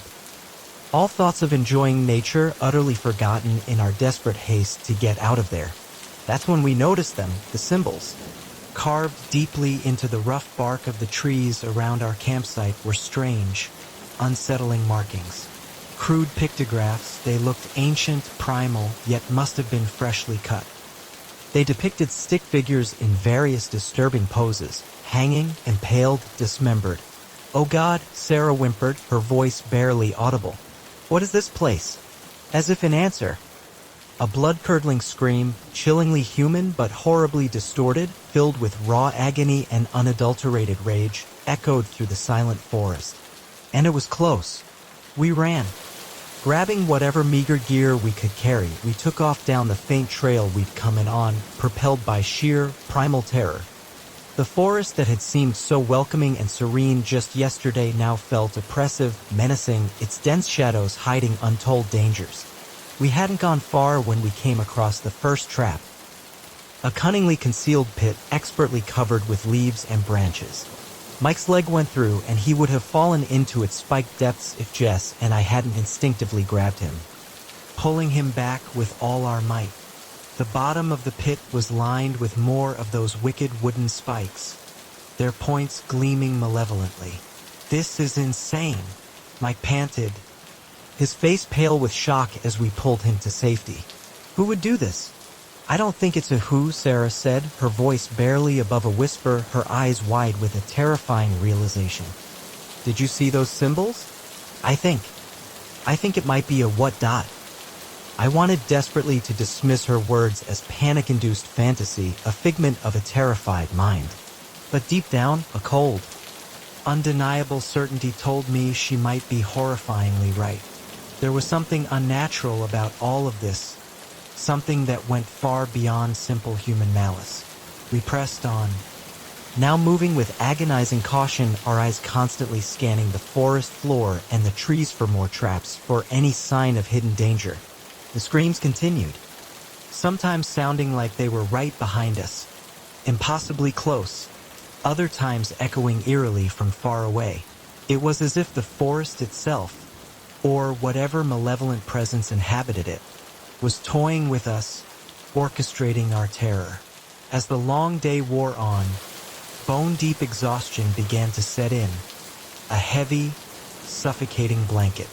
We were moving slower, making clumsy mistakes. just narrowly triggered a snare that would have dragged her violently into the canopy if Mike hadn't managed to cut the rope with a frantic slash of his knife. I myself narrowly avoided a swinging log trap that would have crushed my skull, ducking just in time. By the time dusk began to fall, painting the sky in bruised purples and ominous reds, we were hopelessly lost. The faint trail we'd been following had completely disappeared, and in our blind panic, we'd neglected to keep track of our direction. We were deep in unknown territory, surrounded by an unseen enemy we couldn't see, but could feel, watching our every desperate move. "We need to find shelter," I said, trying desperately to keep my voice steady, to project a calm I didn't feel. "We can't be out in the open when night falls."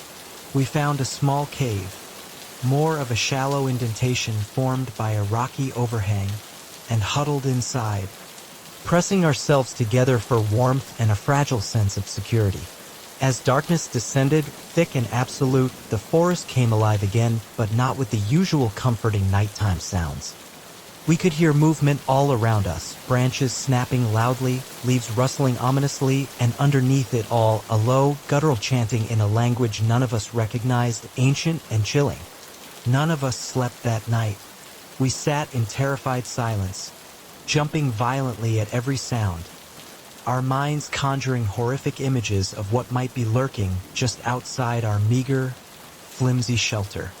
Dawn brought no relief, only a fresh wave of dread. As we cautiously emerged from the cave, our bodies stiff and aching, our eyes heavy with sleeplessness, we found more of those ominous wooden spikes. This time, they were arranged in intricate, deliberate patterns on the ground before us. The symbols carved into the trees had changed, too, now depicting chilling scenes of torture and ritual sacrifice, fresh and stark against the bark. "We're being hunted," Mike said, his voice flat, stating what we all had realized but were too terrified to voice. "Whatever's out there, it's playing with us." We had no choice but to keep moving. Our water was running perilously low, and we were all feeling the debilitating effects of dehydration and crushing fatigue. The forest itself seemed to be changing around us, becoming more primeval, more menacing. Trees that I could have sworn were normal pines now looked twisted and malformed, their branches reaching out like gnarled, skeletal hands. It was mid-afternoon when we heard the unmistakable sound of running water, a river. If we could follow it, we reasoned, we might finally find our way out of this living nightmare. We rushed towards the sound, our spirits lifting, a flicker of desperate hope igniting for the first time in what felt like days. But our hope was short-lived. As we broke through the final curtain of tree line, we saw not a river, but a sight that stopped us cold, freezing the blood in our veins. Before us was a massive clearing, and in its very center stood a crude, ancient structure that could only be described as an altar. It was surrounded by hundreds, perhaps thousands, of those ominous wooden spikes, many of them adorned with bones and tattered scraps of clothing, grotesque offerings. And there, moving among the spikes, were figures.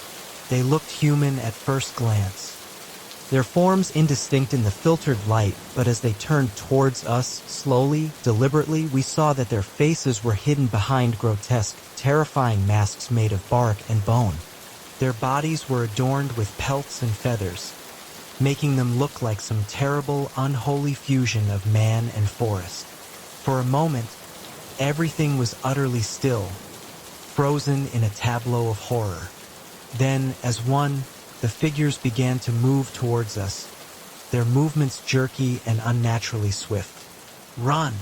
I screamed, snapping us all out of our shocked stupor, my voice raw with terror. We fled back into the forest, crashing through the underbrush, the terrifying sound of pursuit close behind. The chanting grew louder, impossibly loud, seeming to come from all around us, from the very air itself. Trees appeared to move, their branches grasping. Roots reached up to trip us, snaking through the earth. Vines snaked out, like living tendrils, to grab at our ankles. I don't know how long we ran. Time lost all meaning in that green hill. But suddenly, miraculously, inexplicably, we burst out onto a road. An actual paved road. A car was approaching in the distance, its headlights cutting through the gloom, and we waved frantically, desperately, not caring who was in it, only that it got us out of there. The driver, an elderly man with a kind, weathered face, looked utterly shocked at our appearance. Wild-eyed, clothes torn to shreds, covered in dirt and scratches. But mercifully, he stopped to help. As we piled into his car, I glanced back at the forest. There, at the tree line, stood one of the masked figures.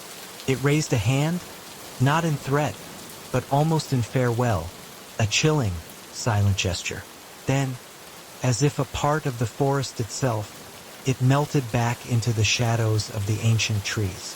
The old man drove us to the nearest town, where we, still in shock, told our frantic, unbelievable story to skeptical police officers. They searched the area we described diligently, but found nothing out of the ordinary. No altar, no spikes, no masked figures, just normal, peaceful forest. We've tried to move on with our lives, to forget the horror, but the memory of those 2 days haunts us still. Sometimes, when I'm alone in my apartment at night, I swear I can hear that faint, guttural chanting, a chilling echo from the depths of my nightmares.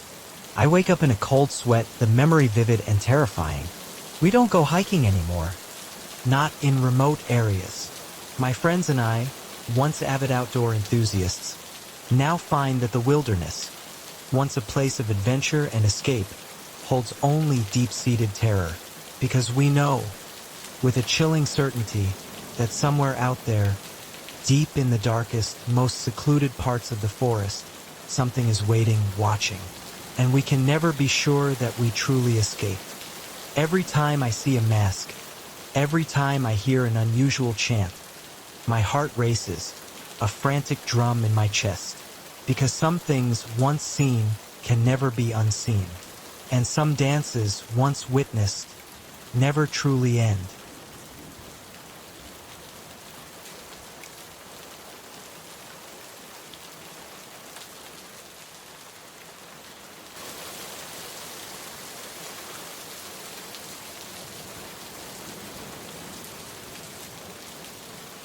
Story 8. The moment I tasted the strange metallic flavor in my water, a jolt of ice-cold dread shot through me. I knew something was terribly, fundamentally wrong. What had started as a peaceful, much-needed solo camping trip quickly spiraled into a nightmarish game of cat and mouse where every sip could be my last, and the tranquil, familiar forest had become a deadly, unpredictable maze. My name is Alex Thorne, and I've always been an avid outdoorsman. The relentless stress of city life and a demanding job often left me yearning for the profound solitude of nature, the quiet immersion that only the wild can offer. So, when I finally managed to take a precious week off work, I knew exactly where I wanted to go, a remote, cherished camping spot in the Adirondacks, a place I discovered and kept secret for years. It was a grueling 6-hour hike from the nearest road, a journey that tested endurance and resolve, but the promise of the pristine, mirror-smooth lake and the surrounding old-growth forest made every single arduous step worth the effort. I arrived at my usual, secluded campsite late in the afternoon. The September sun already dipping low in the sky, casting long, golden shadows across the forest floor. The familiar view of the lake, still and glassy, perfectly reflecting the fiery, brilliant colors of the changing autumn leaves brought an involuntary smile to my face. This, I thought, was precisely what my soul craved, exactly what I needed. I set up my camp with practiced efficiency, my movements fluid and familiar, pitching my trusty tent, gathering a generous supply of dry firewood, and carefully hanging my food bag high in a tree to keep it safe from any curious bears.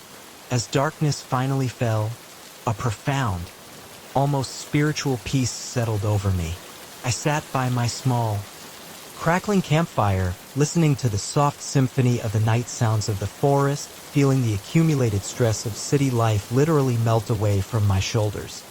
It wasn't until the very next morning that things began to feel subtly, unsettlingly off. I woke at dawn, as I usually do when camping, and reached for my water bottle, anticipating that first refreshing sip. The first sip tasted strange, a faint, almost imperceptible metallic flavor that I initially dismissed as mere morning mouth. But as I took another sip, the taste became more pronounced, more distinct. I held the bottle up to the light, but the water looked perfectly clear. Frowning, I decided to refill from the lake. I'd been drinking this water for years without issue, always meticulously using my trusty filtration system. But even after filtering, the water still had that odd, persistent taste. I tried to shrug it off, chalking it up to a faulty filter. Fortunately, I brought some bottled water as backup, so I switched to that for the rest of the day. I spent the morning hiking leisurely around the tranquil lake, taking a few photos of the breathtaking scenery and thoroughly enjoying the precious solitude. But as the day wore on, I couldn't shake a growing, persistent sense of unease. When I returned to my campsite that evening, something felt subtly different, subtly wrong. Nothing was overtly out of place. But there was an undeniable prickling sensation on the back of my neck, the distinct feeling of being watched. I scanned the dense tree line, my gaze sweeping slowly across the shadows, but saw nothing unusual. As I prepared my simple dinner, I realized my bottled water supply was running perilously low. I'd have to use the lake water again. I filtered it carefully, meticulously.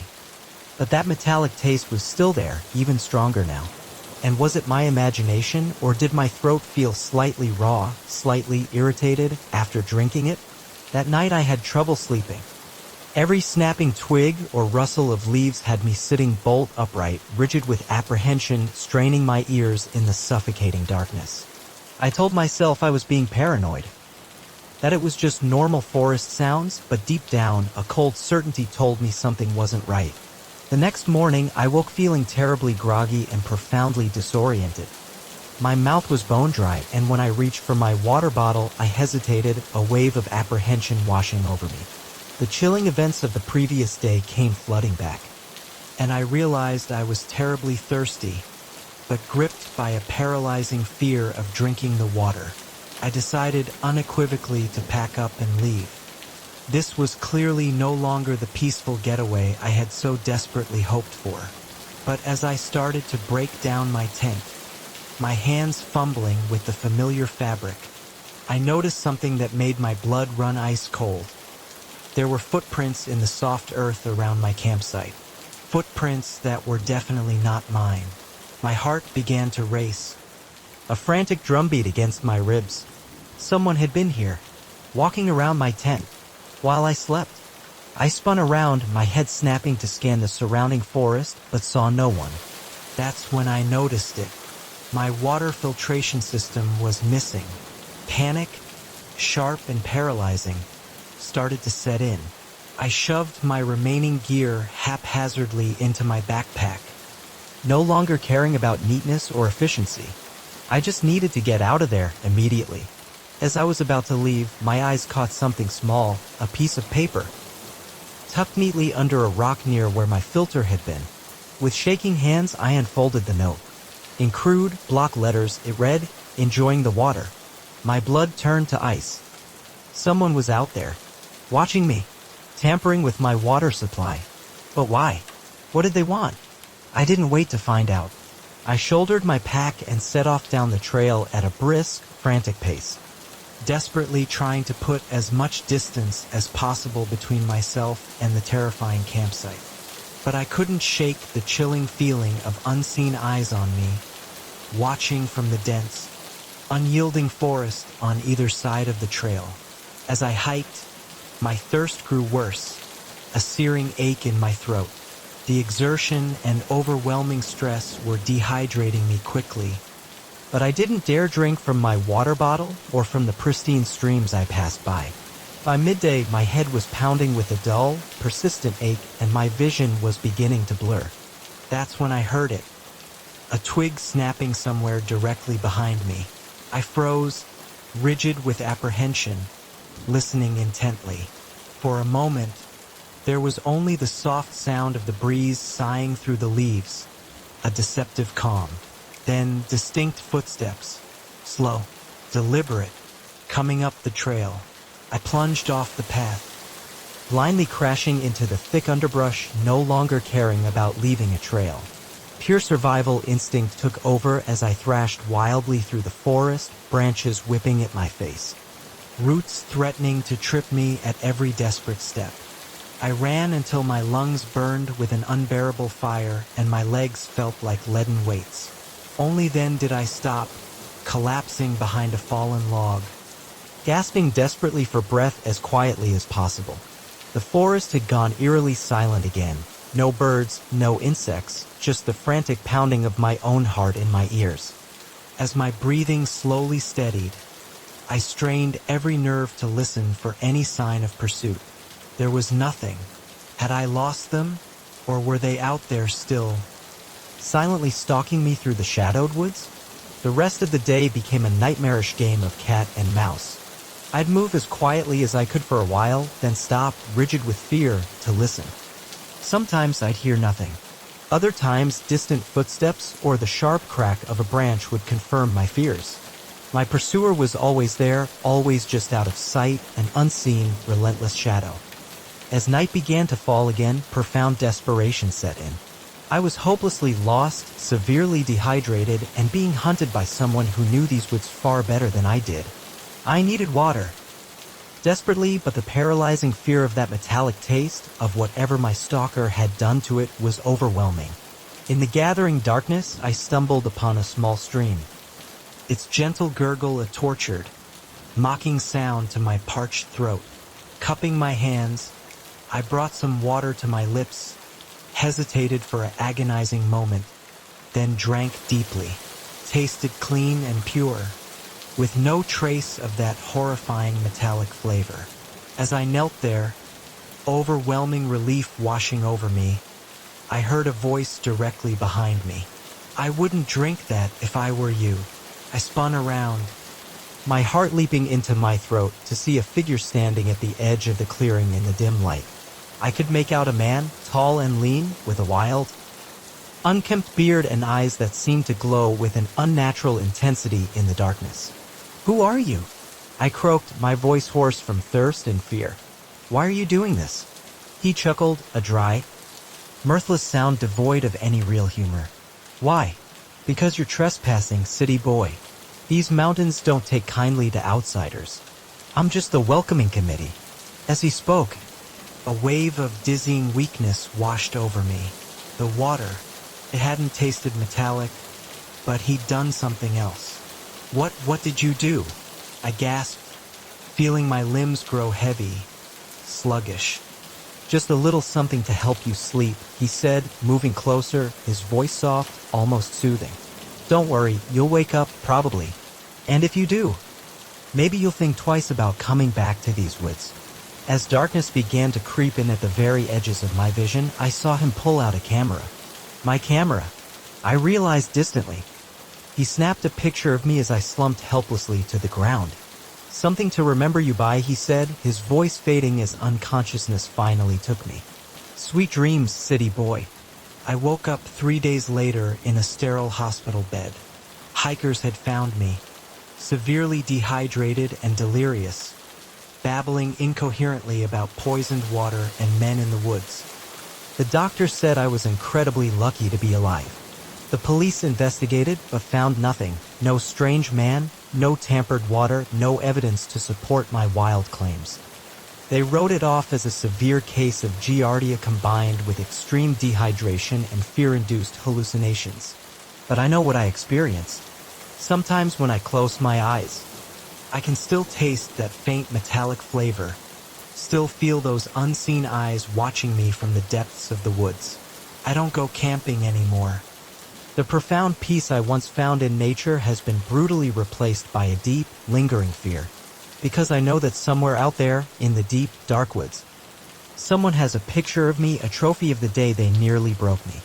And I can't shake the chilling feeling that someday, somehow, they might come to finish the job. The wilderness, once my sanctuary, has become my living nightmare. And the most terrifying part? I know that at any moment, that nightmare could become reality again, with just a simple sip of water. Story 9. The guttural roar of ATV engines shattered the tranquil mountain air, ripping through the serene quiet like a physical blow.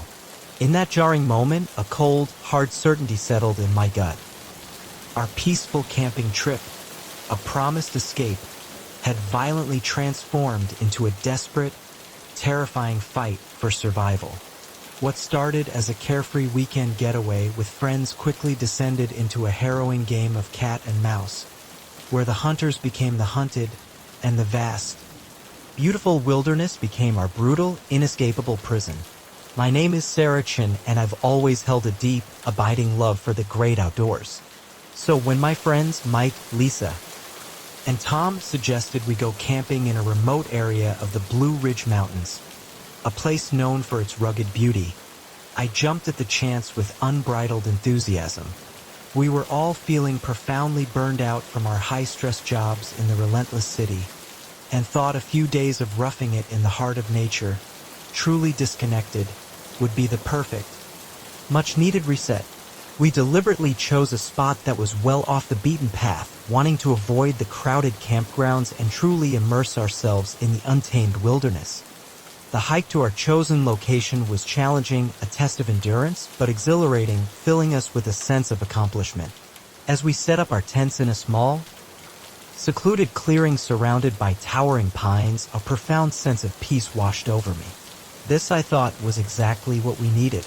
The first day was utterly perfect. We hiked scenic trails, fished lazily in a nearby stream, and spent the evening gathered around the crackling campfire, laughing easily and sharing stories under a blanket of stars. As night fell, and the forest came alive with the familiar sounds of nocturnal creatures, we retired to our tents, exhausted but deeply content. It was just after midnight when the first ATV roared past our campsite, a violent intrusion that ripped through the stillness. We all bolted upright, startled by the sudden, deafening noise. Off-road vehicles weren't allowed in this part of the forest. It was a protected wilderness area, clearly marked.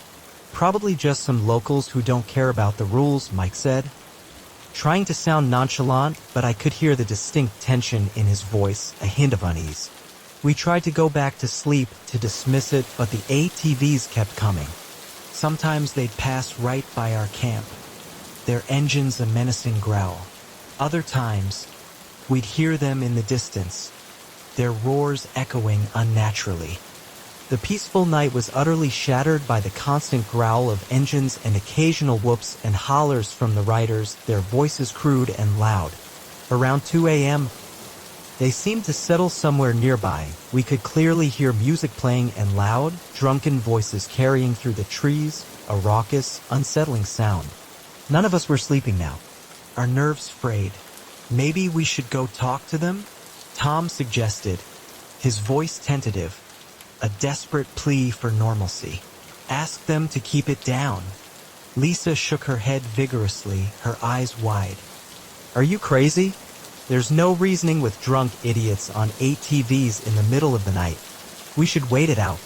Surely, we reasoned, they get tired and leave eventually, right? As dawn broke, painting the eastern sky in fragile, hopeful hues, the noise finally died down. We emerged from our tents, bleary-eyed and irritable from the sleepless night, only to freeze in utter shock. Our campsite had been savagely vandalized. Trash was strewn everywhere, a deliberate act of disrespect. One of our tents had been slashed open, a violent rip in the fabric, and crude, offensive messages were carved deeply into nearby trees. We need to leave, I said, my voice barely a whisper, surveying the senseless damage. This isn't safe. The others, their faces pale and grim, instantly agreed, a silent consensus born of fear. We quickly began packing up our gear, all thoughts of enjoying nature utterly forgotten in our desperate haste to get out of there. But as Mike went to start up the portable stove to make some much-needed coffee, he let out a string of curses. The fuel canister is empty, he said, holding up the suspiciously light container. And our water jugs are gone. A cold, icy chill ran down my spine. This wasn't random vandalism.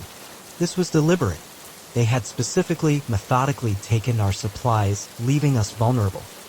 We were debating our next desperate move when we heard the ATVs approaching again, their engines a familiar, menacing growl. Without a word, a silent, shared surge of adrenaline. We grabbed what little we could and ran, blindly, frantically, into the dense woods. We didn't stop until the sound of engines had faded into the distance, a temporary reprieve. What the hell is going on? Lisa panted, leaning against a rough tree trunk, her voice raw with terror. I don't know, I replied, my voice strained, but I think we're being hunted. The words hung in the still air, heavy with terrifying implication.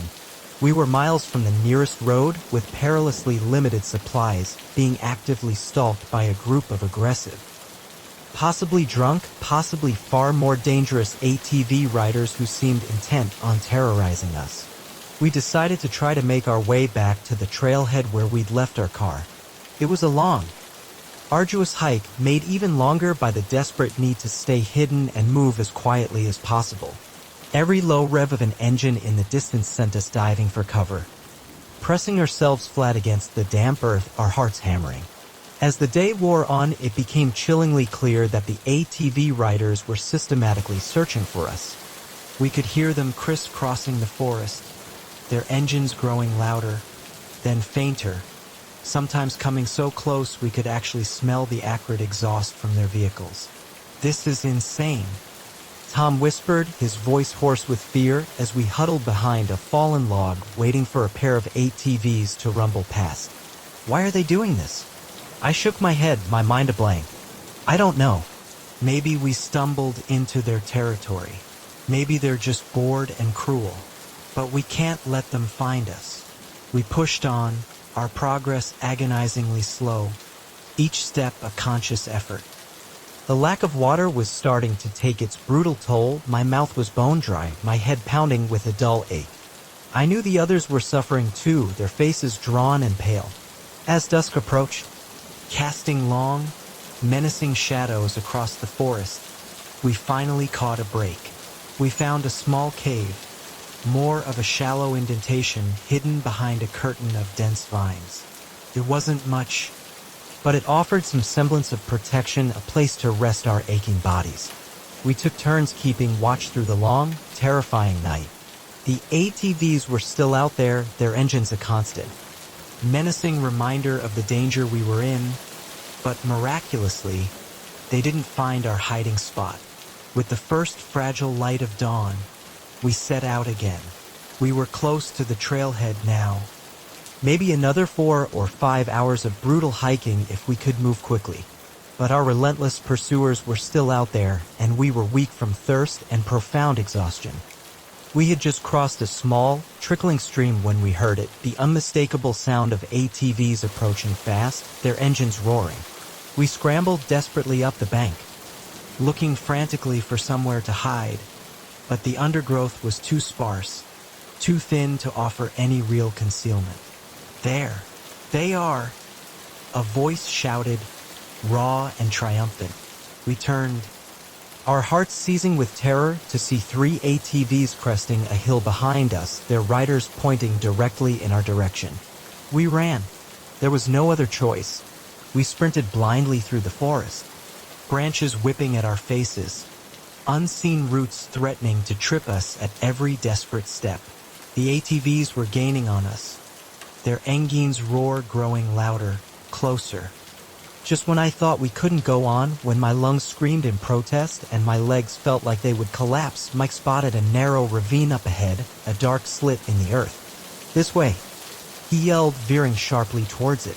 We half ran, half slid down into the ravine.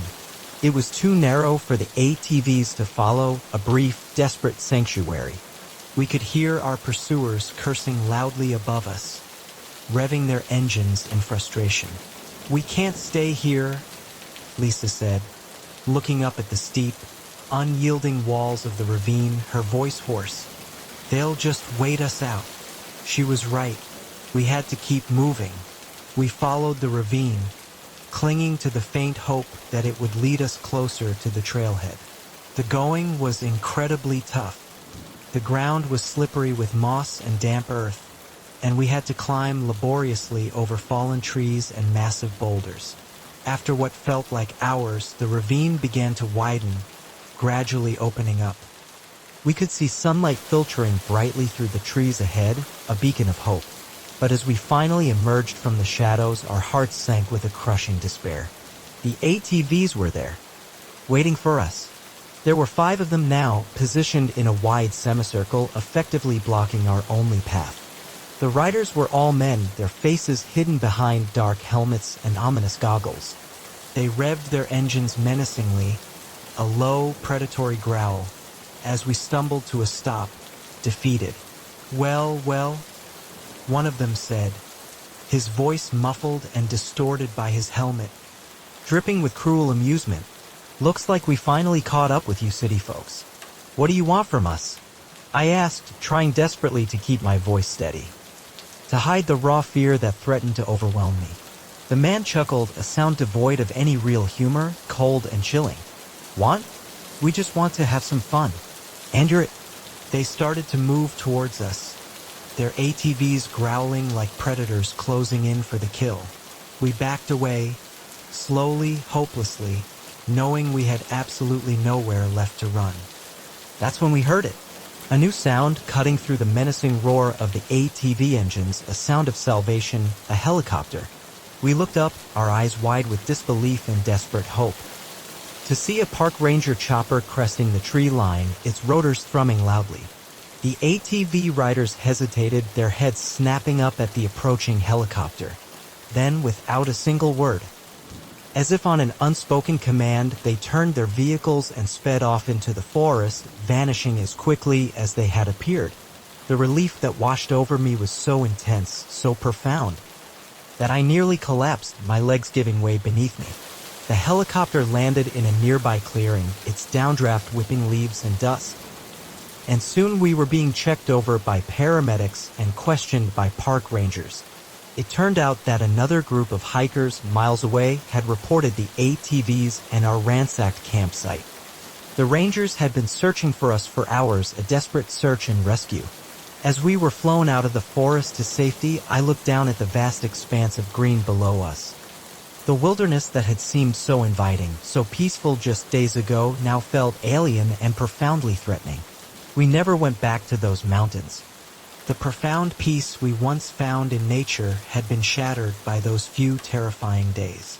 But we also came away with a newfound appreciation for each other, and for the incredible strength we found within ourselves when pushed to the absolute limit. Sometimes when I close my eyes, I can still hear the roaring growl of those ATV engines, a chilling echo in my mind. But then I remember the distinct, hopeful sound of the helicopter coming to our rescue, a symbol of unexpected salvation. And I'm reminded that even in our darkest, most terrifying moments, hope can come from unexpected places.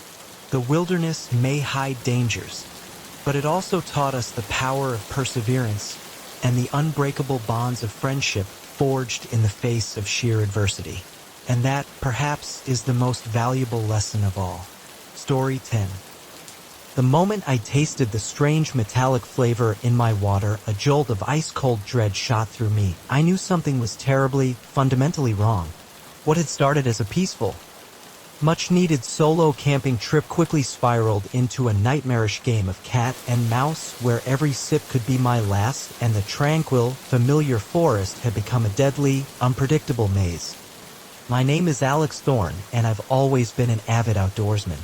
The relentless stress of city life and a demanding job often left me yearning for the profound solitude of nature, the quiet immersion that only the wild can offer.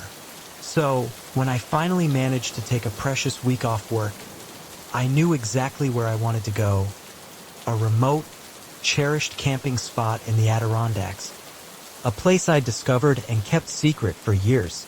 It was a grueling 6-hour hike from the nearest road, a journey that tested endurance and resolve, but the promise of the pristine, mirror-smooth lake and the surrounding old-growth forest made every single arduous step worth the effort.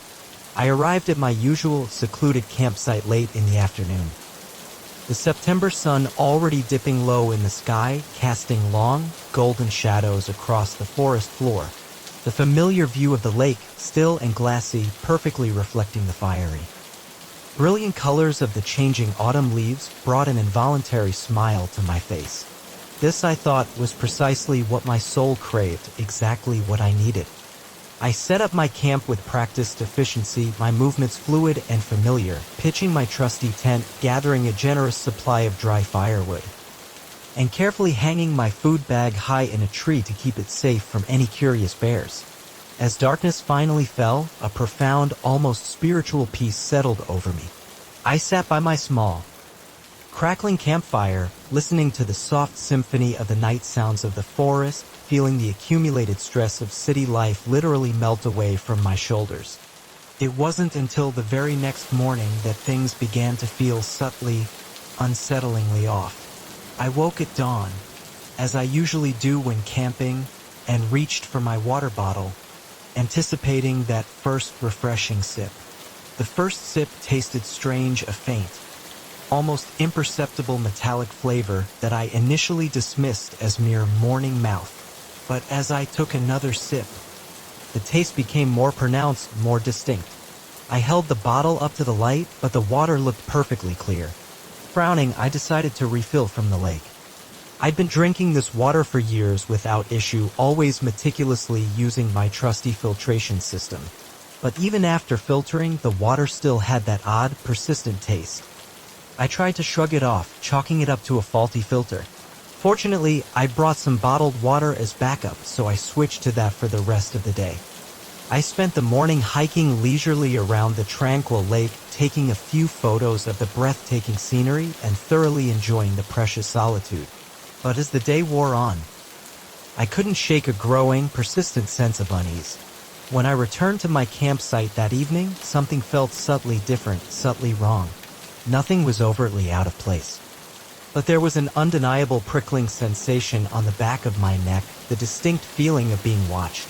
I scanned the dense tree line, my gaze sweeping slowly across the shadows, but saw nothing unusual.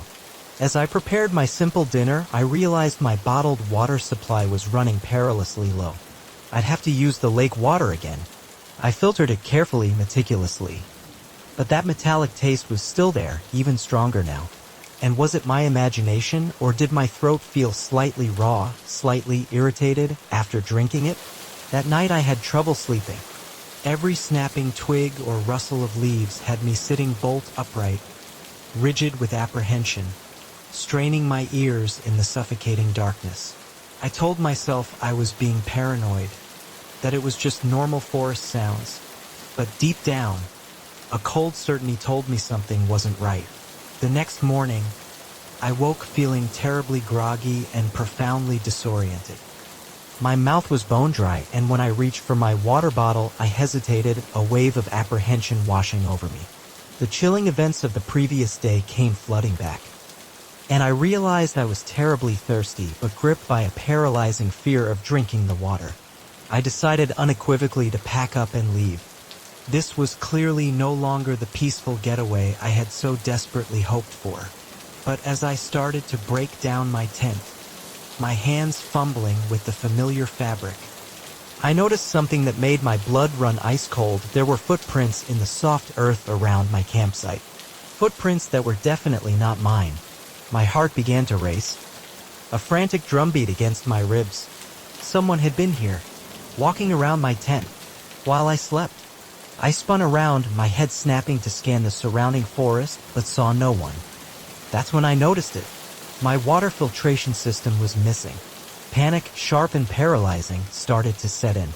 I shoved my remaining gear haphazardly into my backpack, no longer caring about neatness or efficiency. I just needed to get out of there immediately.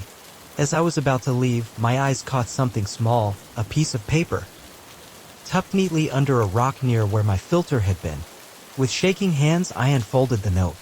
In crude, block letters, it read, "Enjoying the water." My blood turned to ice. Someone was out there, watching me, tampering with my water supply. But why? What did they want? I didn't wait to find out. I shouldered my pack and set off down the trail at a brisk, frantic pace, desperately trying to put as much distance as possible between myself and the terrifying campsite. But I couldn't shake the chilling feeling of unseen eyes on me, watching from the dense, unyielding forest on either side of the trail. As I hiked, my thirst grew worse, a searing ache in my throat. The exertion and overwhelming stress were dehydrating me quickly.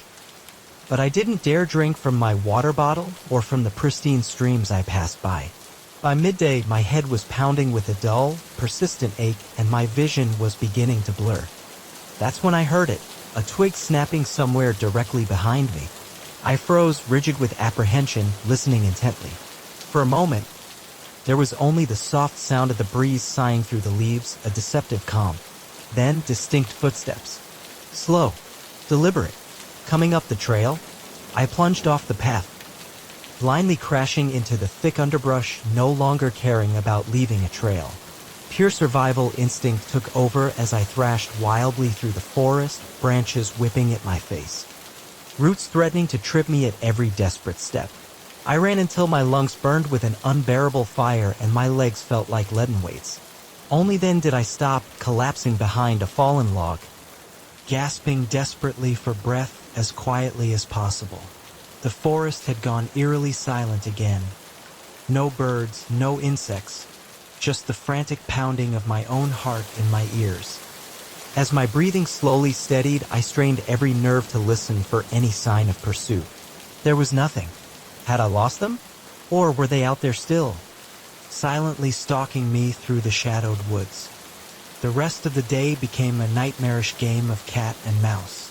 I'd move as quietly as I could for a while, then stop, rigid with fear, to listen.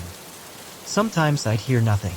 Other times, distant footsteps or the sharp crack of a branch would confirm my fears. My pursuer was always there, always just out of sight, an unseen, relentless shadow.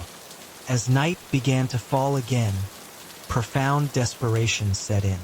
I was hopelessly lost, severely dehydrated, and being hunted by someone who knew these woods far better than I did. I needed water, desperately, but the paralyzing fear of that metallic taste, of whatever my stalker had done to it, was overwhelming. In the gathering darkness, I stumbled upon a small stream, its gentle gurgle a tortured, mocking sound to my parched throat. Cupping my hands, I brought some water to my lips, hesitated for an agonizing moment, then drank deeply. Tasted clean and pure, with no trace of that horrifying metallic flavor. As I knelt there, overwhelming relief washing over me, I heard a voice directly behind me. "I wouldn't drink that if I were you." I spun around, my heart leaping into my throat to see a figure standing at the edge of the clearing in the dim light. I could make out a man, tall and lean, with a wild, unkempt beard and eyes that seemed to glow with an unnatural intensity in the darkness. "Who are you?" I croaked, my voice hoarse from thirst and fear. "Why are you doing this?" He chuckled, a dry, mirthless sound devoid of any real humor. "Why? Because you're trespassing, city boy. These mountains don't take kindly to outsiders. I'm just the welcoming committee." As he spoke, a wave of dizzying weakness washed over me. The water. It hadn't tasted metallic, but he'd done something else. What did you do?" I gasped, feeling my limbs grow heavy, sluggish.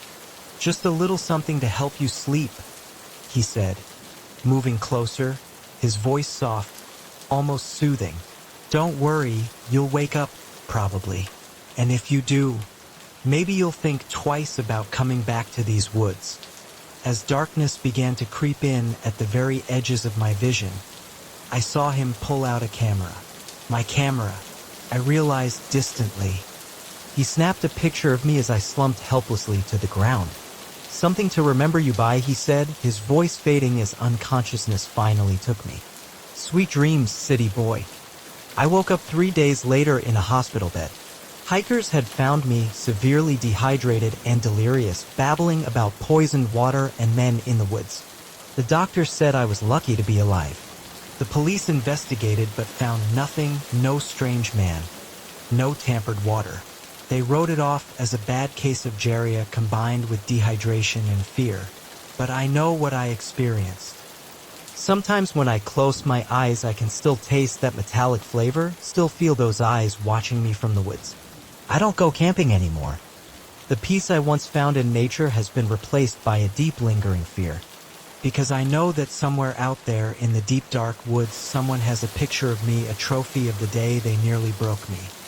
And I can't shake the feeling that someday, somehow they might come to finish the job.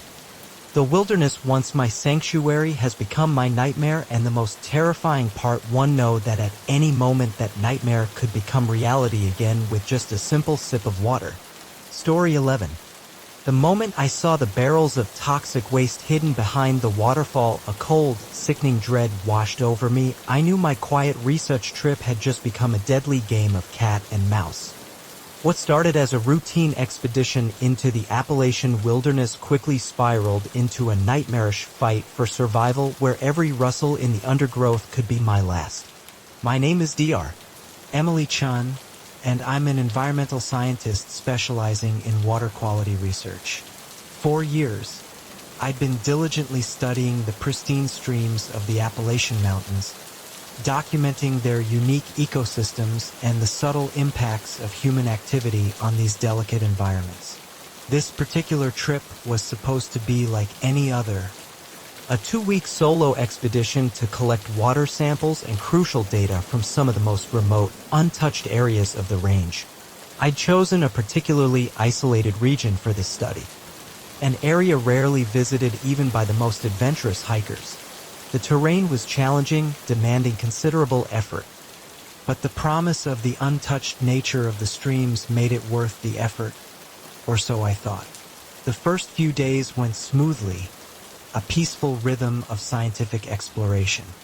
I hiked deep into the mountains, setting up camp each night in secluded clearings near the streams I was studying. The solitude was profound and peaceful.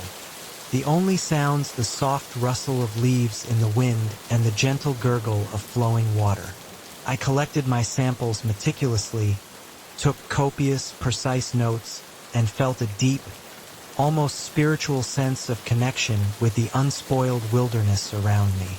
It was on the 4th day that everything irrevocably changed. I'd heard tantalizing rumors of a hidden waterfall in the area, one that wasn't on any official maps, a local legend. Intrigued by the possibility of studying a truly undocumented water source, a pristine ecosystem, I decided to try to find it. After hours of arduous bushwhacking through dense, unforgiving undergrowth, fighting through tangled vines and thick branches, I finally heard the distant, powerful roar of falling water.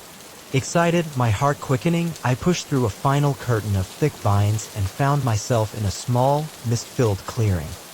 The waterfall itself was breathtaking, a silver ribbon of water cascading down a sheer rock face into a crystal-clear pool below, a truly magnificent sight.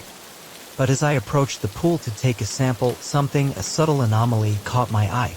Behind the shimmering curtain of water, partially hidden by the rock face, I saw something that simply didn't belong. The unmistakable glint of metal. Curiosity, that relentless driver of scientific discovery, overrode caution, and I carefully, stealthily, made my way behind the thundering waterfall.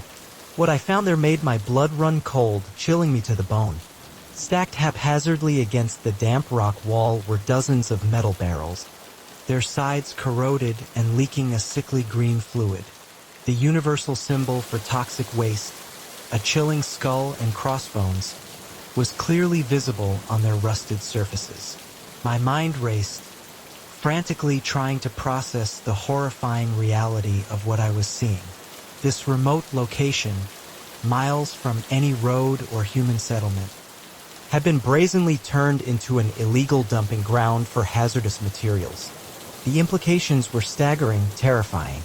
This insidious waste could be poisoning the entire watershed, irrevocably affecting fragile ecosystems and potentially, catastrophically, human populations downstream. I knew with a surge of desperate urgency that I had to document this, to expose this environmental crime. With shaking hands, I pulled out my camera and started taking photos, meticulously ensuring I captured the labels on the barrels and their precise position relative to the waterfall, gathering irrefutable evidence.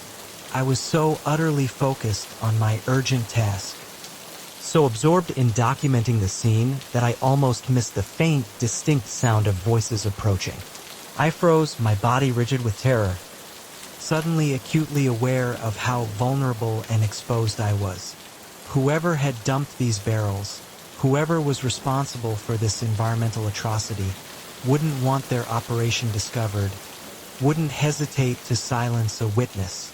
I quickly, frantically, shoved my camera back into my pack and desperately looked for a place to hide. There was a small, narrow crevice in the rock wall, partially hidden by the falling water, a tiny, desperate sanctuary. I squeezed into it, pressing myself against the cold, unyielding stone, just as two men entered the clearing. Through the veil of the thundering waterfall, I could see them clearly. Burly, rough-looking men, carrying more of the ominous barrels. "Let's make this quick," one of them grunted, his voice coarse. "I don't like being out here longer than we have to." "Relax," the other replied, his tone dismissive as he rolled a heavy barrel towards the hidden cache of waste. "Ain't nobody comes out this far. We've been using this spot for years without any trouble." I held my breath, my every muscle tense, pressing myself deeper into the damp crevice. If they found me, I had no doubt about what they'd do to protect their dark secret, to ensure my silence. The men finished unloading their barrels with practiced ease and then left, their footsteps receding into the forest. But I stayed hidden for what felt like hours, paralyzed by terror, convinced they might return at any moment. When I finally dared to move, my muscles were stiff and aching, protesting the prolonged stillness. I knew with absolute certainty that I had to get out of there and immediately report what I'd found. But as I made my way back through the dense forest, a new, chilling fear set in. What if the men realized someone had been there? What if they were already looking for me? Systematically sweeping the woods? Every snapping twig, every rustle of leaves, every distant bird call sent a fresh jolt of paralyzing panic through me. I abandoned my carefully planned route and instead headed frantically in what I hoped was the general direction of the nearest ranger station. It was much further than my original destination, a grueling, unknown journey, but I couldn't risk returning to any of my previous campsites. They would undoubtedly be monitoring those, waiting. As night fell, thick and absolute, I knew I had to stop. Trying to navigate the treacherous mountain terrain in the profound darkness was simply too dangerous, too prone to fatal error. I found a dense thicket, a small, overgrown pocket, and crawled inside, using leaves and fallen branches to cover myself as best I could, hoping to blend into the shadows. Sleep was impossible. Every sound, however faint, had me jerking awake, my heart pounding, absolutely certain that I'd been discovered, that they were upon me. Dawn found me utterly exhausted but miraculously still alive. I set off again, moving as quickly and quietly as my battered body would allow. But as the day wore on, I began to hear sounds that couldn't be explained away as mere wildlife, distant, guttural shouts. The sharp crack of branches breaking under heavy, deliberate boots. They were looking for me. Panic, raw and burning, gave me new, desperate energy. I pushed on, ignoring my aching muscles and the gnawing hunger in my stomach. My water was running perilously low, but I didn't dare stop at any streams to refill, for all I knew. They could be contaminated by the very toxic waste I had discovered, a terrifying irony. As the sun began to set on my second grueling day of flight, I heard the most terrifying sound yet. Dogs barking. They had brought in hunting dogs to track me. I knew with a sinking heart that I couldn't outrun dogs. My only desperate hope was to throw off their scent. I veered sharply towards a stream I could hear nearby and waded into its cold, rushing current, letting the icy water numb my aching feet, hoping to erase my trail. I followed the stream for as long as I possibly could, my muscles screaming in protest, finally emerging onto a rocky bank that I desperately hoped wouldn't hold my scent. Just as I pulled myself, shivering and exhausted, out of the water, I heard voices nearby. Too close. I looked around frantically for a hiding place and spotted a fallen log, its interior hollowed out by rot, a dark, gaping maw. Without hesitation, I crawled inside, ignoring the insects and the damp, decaying wood, my only thought survival. From my cramped, suffocating hiding place, I could see boots walking past, their heavy treads crunching on the forest floor. The dogs were whining, clearly confused by the sudden loss of my scent at the stream. "She's got to be around here somewhere," a gruff voice barked, filled with frustration. "Find her, or it's all our asses on the line." I held my breath, every muscle tense, rigid with fear, ready to run if I was discovered.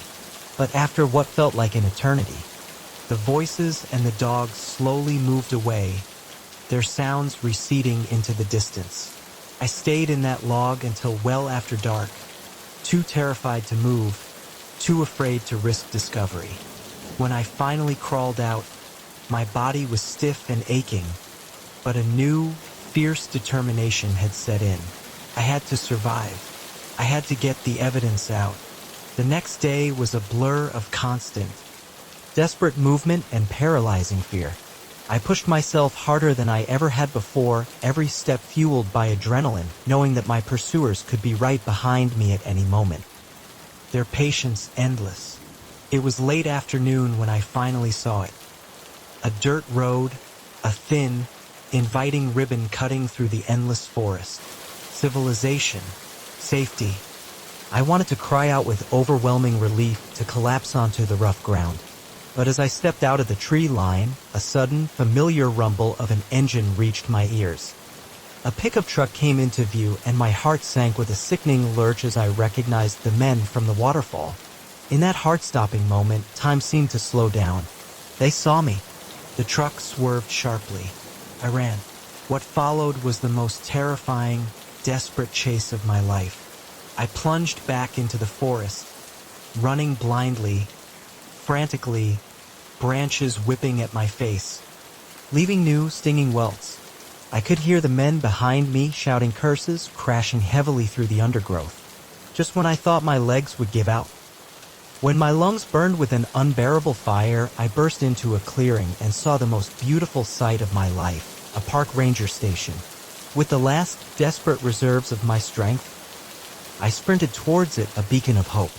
The rangers were shocked by my appearance, wild-eyed, covered in dirt and scratches, gasping out a barely coherent story about toxic waste and being chased by men. But when they heard engines approaching and saw the raw, unmistakable look of terror on my face, they quickly ushered me inside and immediately called for backup, securing the station. The men who had been chasing me were arrested. My photos and detailed testimony led to a full-scale investigation that uncovered a massive, insidious illegal dumping operation. The cleanup effort is still ongoing, a monumental task. But at least now the problem has been exposed, the secret unearthed. I still work as an environmental scientist, my dedication to protecting our planet stronger than ever. But I no longer do solo expeditions into remote wilderness. The profound peace I once found in solitude has been brutally replaced by a keen, ever-present awareness of how vulnerable we can be in the wild, of the darkness that human greed can bring. But I also learned how incredibly strong I could be when pushed to my limits. A resilience I never knew I possessed.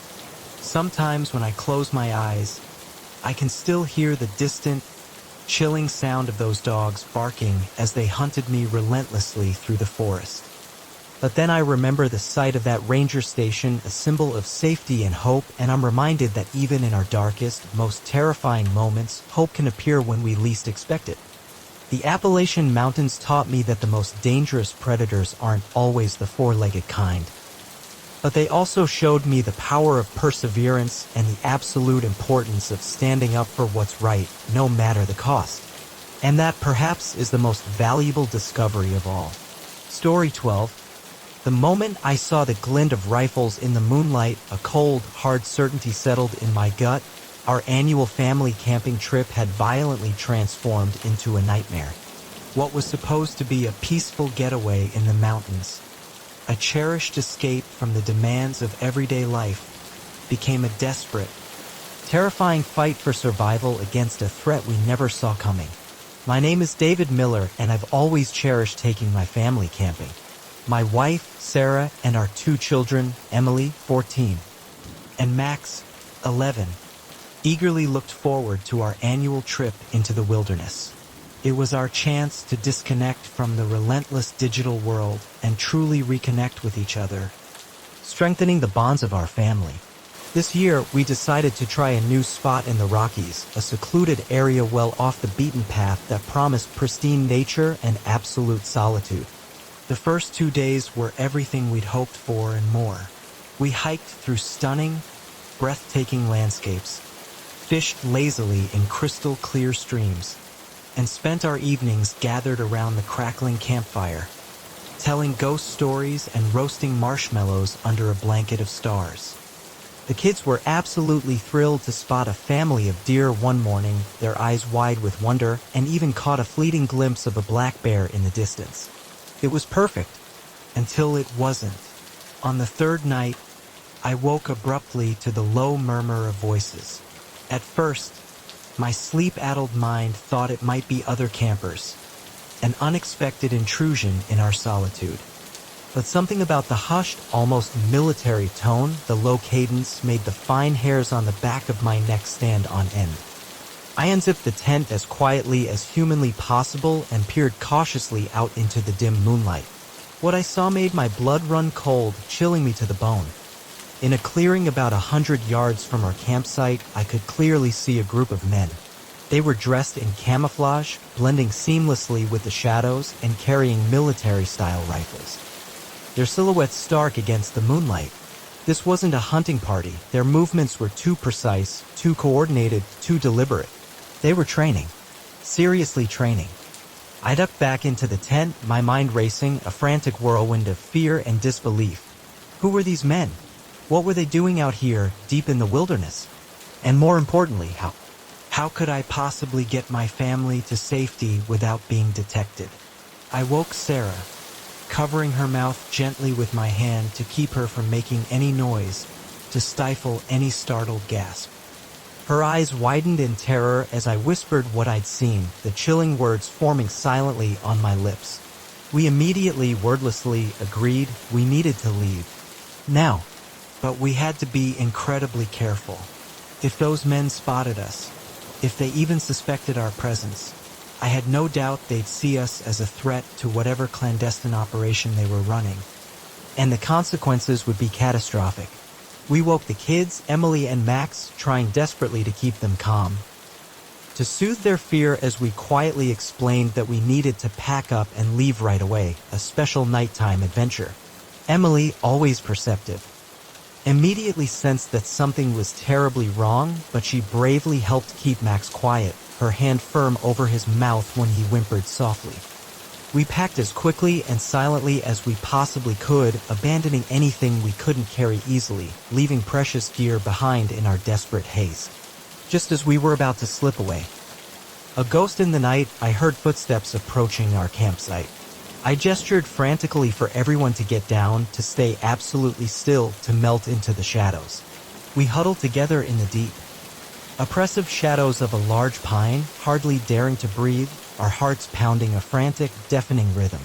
2 men, figures of dread, walked deliberately into our campsite, their rifles held at the ready, scanning the darkness. Even in the dim moonlight, I could make out the hard, unforgiving lines of their faces, the cold, efficient precision in their movements. These were not amateur survivalists playing soldier, they were the real deal, dangerous and highly trained. "Looks like we've got some campers," one of them said, his voice low and guttural. "A chilling pronouncement." "Sloppy," the other replied, his tone dismissive. "Leaving their gear out like this. They're lucky it wasn't bears that found them." I felt Sarah's hand tighten convulsively on mine, her fingers digging into my palm. Max whimpered softly again, a small, terrified sound, and Emily quickly, firmly put her hand back over his mouth. My heart was pounding so hard, a frantic drum against my ribs, I was utterly sure they'd hear it, a beacon betraying our hiding place. The men poked around our camp for a few agonizing minutes. Their movements deliberate and unsettling, then thankfully moved on, their footsteps receding into the darkness. "We need to go," I whispered, the words barely escaping my throat. Now, we set off into the absolute darkness of the forest, moving as quietly as our fear-fueled bodies would allow. I led the way, my senses hyper-alert, with Sarah bringing up the rear, her eyes scanning constantly to make sure the kids kept up, to ensure no one fell behind. Every snapping twig underfoot sounded like a gunshot in the terrifyingly quiet night. Each rustle of leaves a potential betrayal. We'd been walking for about an hour when we heard it, voices, closer this time, and the unmistakable, terrifying sound of dogs barking. They had discovered we were gone, and they were coming after us. "Run!" I hissed, no longer caring about stealth, pure, primal terror propelling me forward. We crashed wildly through the underbrush, branches whipping savagely at our faces, unseen roots threatening to trip us at every desperate step. I could hear Max crying softly as he ran, small, terrified sobs, and Emily's ragged, desperate breathing behind me. The sounds of pursuit grew closer, closer still, the barks of the dogs a relentless, chilling symphony. Suddenly, terrifyingly, Sarah stumbled and fell with a cry of pain. I turned back, my heart in my throat, watching her collapse. She was clutching her ankle, her face contorted in agony. "I can't," she gasped, her voice raw. "David, take the kids and go. I'll distract them." "No," I said fiercely, even as cold, paralyzing panic clawed at my throat, threatening to overwhelm me. "We're not leaving you." With a surge of desperate strength, fueled by adrenaline and love, I scooped her up in a fireman's carry, grunting with the immense effort. "Emily, take your brother's hand. Stay close. We'll be right behind you."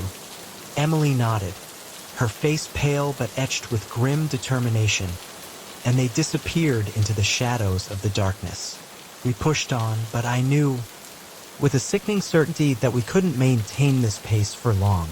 The combined weight of Sarah and our packs was already making my legs burn, scream in protest. The voices behind us were getting louder, impossibly close. Just when I thought we couldn't go any further, when my body was screaming for me to collapse, I saw a glimmer of hope. A cave entrance.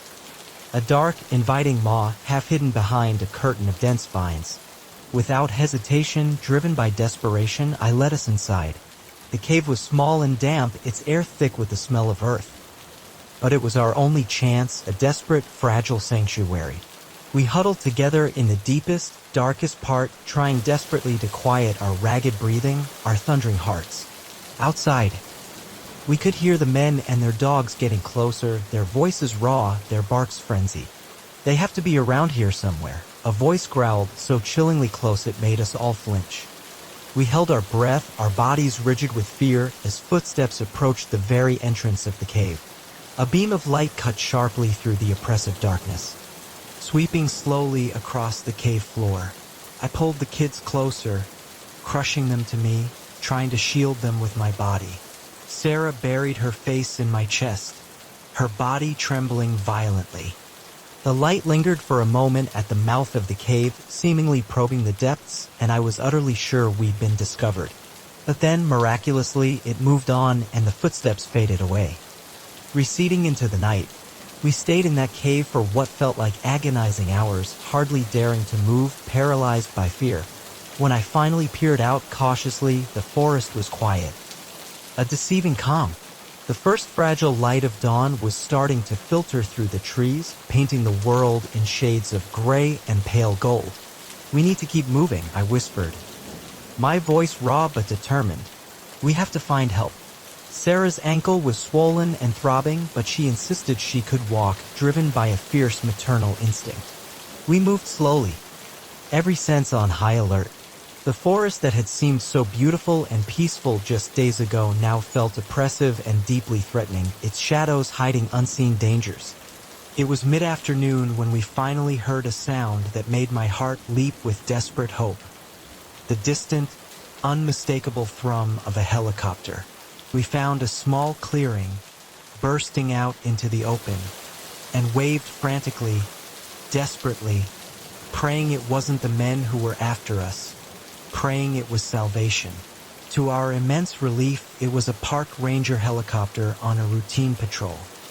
They spotted us and landed in the clearing, the downdraft whipping leaves and dust around us. The ranger's face showed shock, then immediate concern as he took in a ragged, terrified appearance. We quickly, incoherently explained what had happened, and the ranger immediately called for backup. Within hours, the area was swarming with law enforcement, a reassuring presence in our nightmare. They found the training camp, a chilling testament to our ordeal, and arrested several men. But others, the most dangerous, had managed to escape into the vast, unforgiving wilderness. As we were flown to safety, soaring above the very forest that had nearly claimed us, I held Sarah and the kids close, overwhelmed with profound relief and a lingering, icy fear. We'd survived, yes, but the ordeal had left its indelible mark on all of us. In the weeks that followed, we learned more about the group we'd encountered. They were a militant extremist group, using the remote wilderness for their sinister training and to stockpile illegal weapons. Our accidental discovery of their secluded camp could have ended very, very differently. It's been months since that terrifying night, but its effects linger, a quiet shadow in our lives. Max has nightmares sometimes, waking with small, whimpering cries. Emily has become hypervigilant, her young eyes constantly scanning for threats, seeing danger in every unexpected sound. Sarah and I find ourselves double-checking the locks at night, a nervous ritual. Startling at unexpected noises. We haven't been camping since. The profound peace we once found in nature has been shattered, irrevocably replaced by the chilling knowledge of how quickly a peaceful scene can turn deadly, how vulnerable we truly are. The wilderness, once a place of adventure and bonding for our family, now holds only memories of fear and desperation. But amid the trauma, there's also a newfound appreciation for each other, a stronger, deeper bond. We discovered strengths we didn't know we had, a resilience forged in the crucible of fear. We worked together in ways we never had before, our individual fears merging into a collective determination to survive. Our bond as a family, always strong, has become unbreakable, tempered by shared adversity. Sometimes when the memories of that night threaten to overwhelm me, to drag me back into the darkness, I focus on the moment we were rescued. The distinctive sound of the helicopter, a thrumming angel of salvation. The look of profound relief on my children's faces as they realized they were safe. It reminds me that even in our darkest, most desperate moments, hope can arrive unexpectedly, breaking through the despair. We may never again find the carefree joy we once had in the wilderness, that innocent connection to nature, but we found something perhaps more valuable. The absolute certainty that together, united, we can face anything, even when the threat comes from a most unexpected source, turning a family vacation into a desperate fight for survival. The mountains taught us that danger can lurk in the most beautiful, pristine places, but they also showed us the incredible, indomitable strength of the human spirit and the unbreakable bonds of family. And that, I've come to realize, is a lesson worth any price. Story 13. The moment I saw the glint of metal through my camera lens, a cold, hard certainty settled in my gut. I had captured something I was never, ever meant to see. What started as a routine assignment, a straightforward task to document the Rockies' untamed beauty, quickly spiraled into a desperate, terrifying fight for survival with every shadow in the vast, unforgiving mountains potentially hiding a deadly threat. My name is Claire Adams, and I'm a nature photographer specializing in remote wilderness shots. I've trekked through some of the most isolated, formidable parts of the world, always chasing that perfect, untouched landscape, that pristine moment of nature. But nothing in my years of experience, no previous adventure, could have possibly prepared me for what I encountered in the heart of the Rocky Mountains. It was supposed to be a straightforward job, a 2-week expedition to capture the raw, untamed beauty of a little explored area of the Rockies for a prestigious nature magazine. I was excited about the challenge, eager to document a part of the wilderness few had ever seen, to bring its hidden majesty to light. The first week went smoothly, a peaceful rhythm of exploration and creation. I hiked deep into the mountains, setting up camp in breathtaking locations and capturing stunning images of pristine forests, crystal clear streams, and majestic wildlife. I felt profoundly at peace, deeply connected to the natural world in a way that only true solitude, far from human interference, can bring. It was on the 8th day that everything irrevocably changed. I had hiked to a remote ridge, a vantage point I'd meticulously scouted, hoping to capture the sunset over a particularly dramatic valley below. As I set up my tripod and began framing my shot, something caught my eye in the valley, a flash of unnatural movement, a glint of metal where no metal should be. I zoomed in with my telephoto lens, curiosity overriding caution, a professional instinct taking over. What I saw made my blood run cold, chilling me to the bone. In a clearing that should have been untouched wilderness, a pristine sanctuary, I could clearly see heavy machinery, excavators and drills that had absolutely no business being there. Men in hard hats moved around the site, their actions furtive and hurried, betraying a sense of illicit urgency. I started snapping pictures instinctively, my photographer's instincts kicking in even as my mind raced, desperately trying to make sense of what I was seeing. This was clearly an illegal mining operation hidden deep within protected land where no such destructive activity should be taking place. I was so utterly focused on my task, so absorbed in meticulously documenting the scene, that I didn't notice the man until it was almost too late. A shout, sharp and clear, from below made me look up from my camera.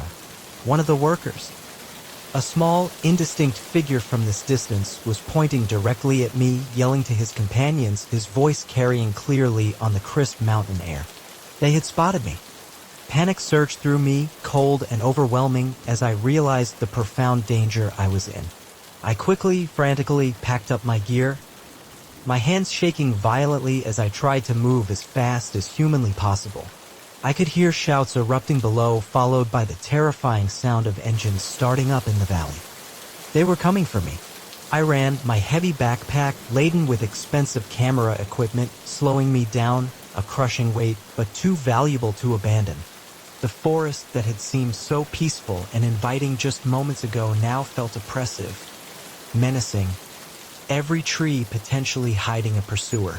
As night fell, shrouding the mountains in a thick, inky blackness, I could hear the distinct sounds of ATVs in the distance.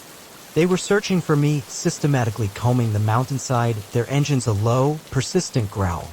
I kept moving, driven by pure terror, using every trick I knew, every ounce of my wilderness training, to cover my tracks and move silently through the dense underbrush. I didn't dare stop, didn't dare rest. I knew, with absolute certainty, that what I had seen, what I had so brazenly photographed, was worth killing for. These people, these ruthless criminals, wouldn't hesitate to eliminate any witness to their illegal activities. The next few days were a blurring nightmare of constant, desperate movement, snatched moments of fitful, terrified rest, and paralyzing, bone-deep fear.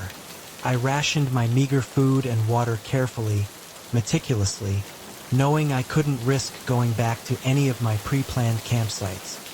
They would undoubtedly be watching those, setting a trap.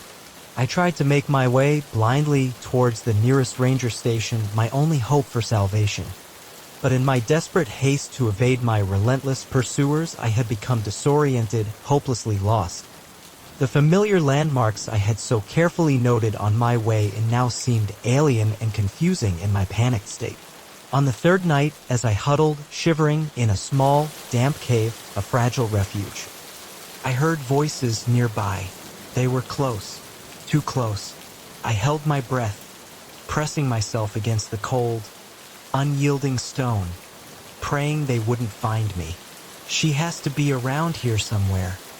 A gruff voice said, chillingly close. Boss says we can't let those photos get out. Find her, or it's our heads on the line. I clutched my camera bag tighter. Its weight suddenly feeling not like a precious cargo, but like a death sentence. But I couldn't bring myself to destroy the evidence, to erase the proof. It was too important, too vital.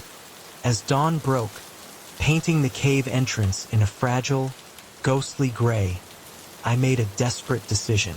I couldn't keep running aimlessly, blindly. I needed to get to higher ground, to gain some perspective, to try to get my bearings, and maybe, just maybe, find a way to call for help. I started climbing, pushing my exhausted body to its absolute limits. The air grew thinner, colder, the terrain more treacherous, more unforgiving. But I pushed on, driven by the desperate need to survive and, more importantly, to expose what I had seen. It was near midday when I finally reached a peak high enough to survey the surrounding area. The view was breathtaking, a panorama of endless mountains, but I had no time to appreciate its majesty. I scanned the horizon, desperately looking for any sign of civilization, any beacon of hope. That's when I saw it, a faint glint of metal in the far distance. At first, my heart sank, thinking it was my pursuers, another sign of their relentless pursuit. But as I looked closer, squinting against the harsh light, I realized it was a radio tower, perched precariously on a distant mountaintop. Hope, fierce and exhilarating, surged through me. If I could reach that tower, I might be able to call for help. It was far, an impossible distance, and the journey would be incredibly dangerous, a monumental task. But it was my only chance. I set off immediately, pushing my battered body onward, every muscle screaming in protest. The going was tough, sheer cliffs, unstable scree slopes where every step was a gamble, and treacherous patches of late-season snow that could hide deadly crevasses. But the thought of rescue, of finally being safe, drove me forward, a powerful, relentless force. As the sun began to set, painting the western sky in hues of bruised purple and angry red, I heard the dreaded sound of ATVs again. They were still searching, still relentless in their pursuit, their engines a low, menacing growl. I was so close to the tower now. I could see its metal struts clearly, a towering beacon against the darkening sky. But my pursuers were closing in fast, their engines growing louder, their voices sharper. In that moment, a desperate, final decision formed in my mind. I found a secure, inconspicuous spot and, with trembling hands, buried my camera and precious memory cards, marking the location as best I could in my mind.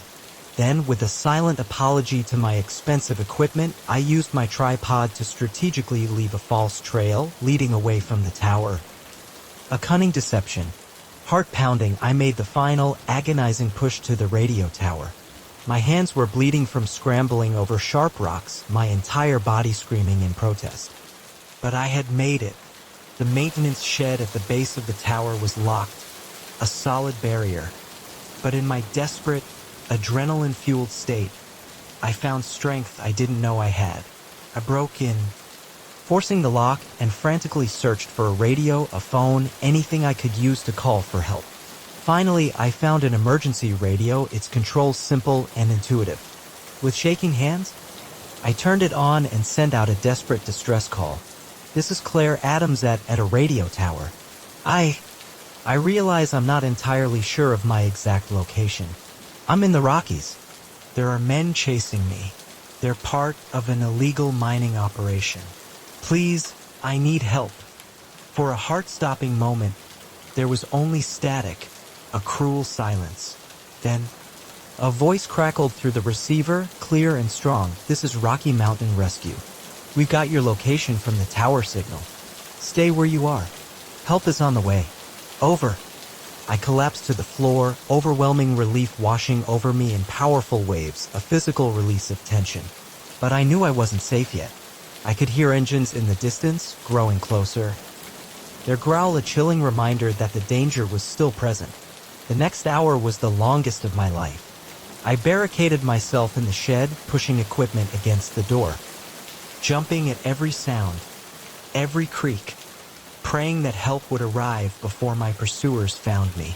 Just when I thought all was lost, when despair threatened to consume me, I heard the distinctive thrum of helicopter blades growing steadily louder, closer. Rescue had come. The events that followed were a blur, the rescue team touching down in the clearing. Their figures silhouetted against the powerful searchlight. The shocked, infuriated faces of my pursuers as they realized they were too late, their efforts thwarted. The long, silent flight to safety. The sterile comfort of a hospital. In the end, my photos, miraculously preserved despite my camera's rough journey, provided crucial, irrefutable evidence that led to the shutdown of a multimillion-dollar illegal mining operation and the arrest of several high-profile businessmen and corrupt officials. I was hailed as a hero by environmental groups, lauded for my bravery, but the experience left me deeply, irrevocably shaken. I still work as a photographer. My passion for capturing nature's beauty undimmed, but I've hung up my hiking boots, retired from deep wilderness treks. The wilderness, once my sanctuary, now holds too many dark, terrifying memories, too many chilling echoes. Sometimes when I close my eyes, I can still hear the sounds of pursuit, the growl of ATVs, echoing through mountain valleys, a haunting symphony. But I don't regret what I did. Those photos, that evidence, made a profound difference, stopping a destructive operation and holding powerful people accountable. And in the end, isn't that what truly matters? Even in the darkest moments, huddled in that maintenance shed, trembling with fear, I knew that what I had uncovered needed to see the light of day. Needed to be exposed. The Rockies taught me a brutal truth. Sometimes the most dangerous predators aren't the four-legged kind, but the two-legged ones driven by greed and malice. But they also showed me the incredible power of perseverance, the indomitable strength we can find within ourselves when pushed to the very edge of survival.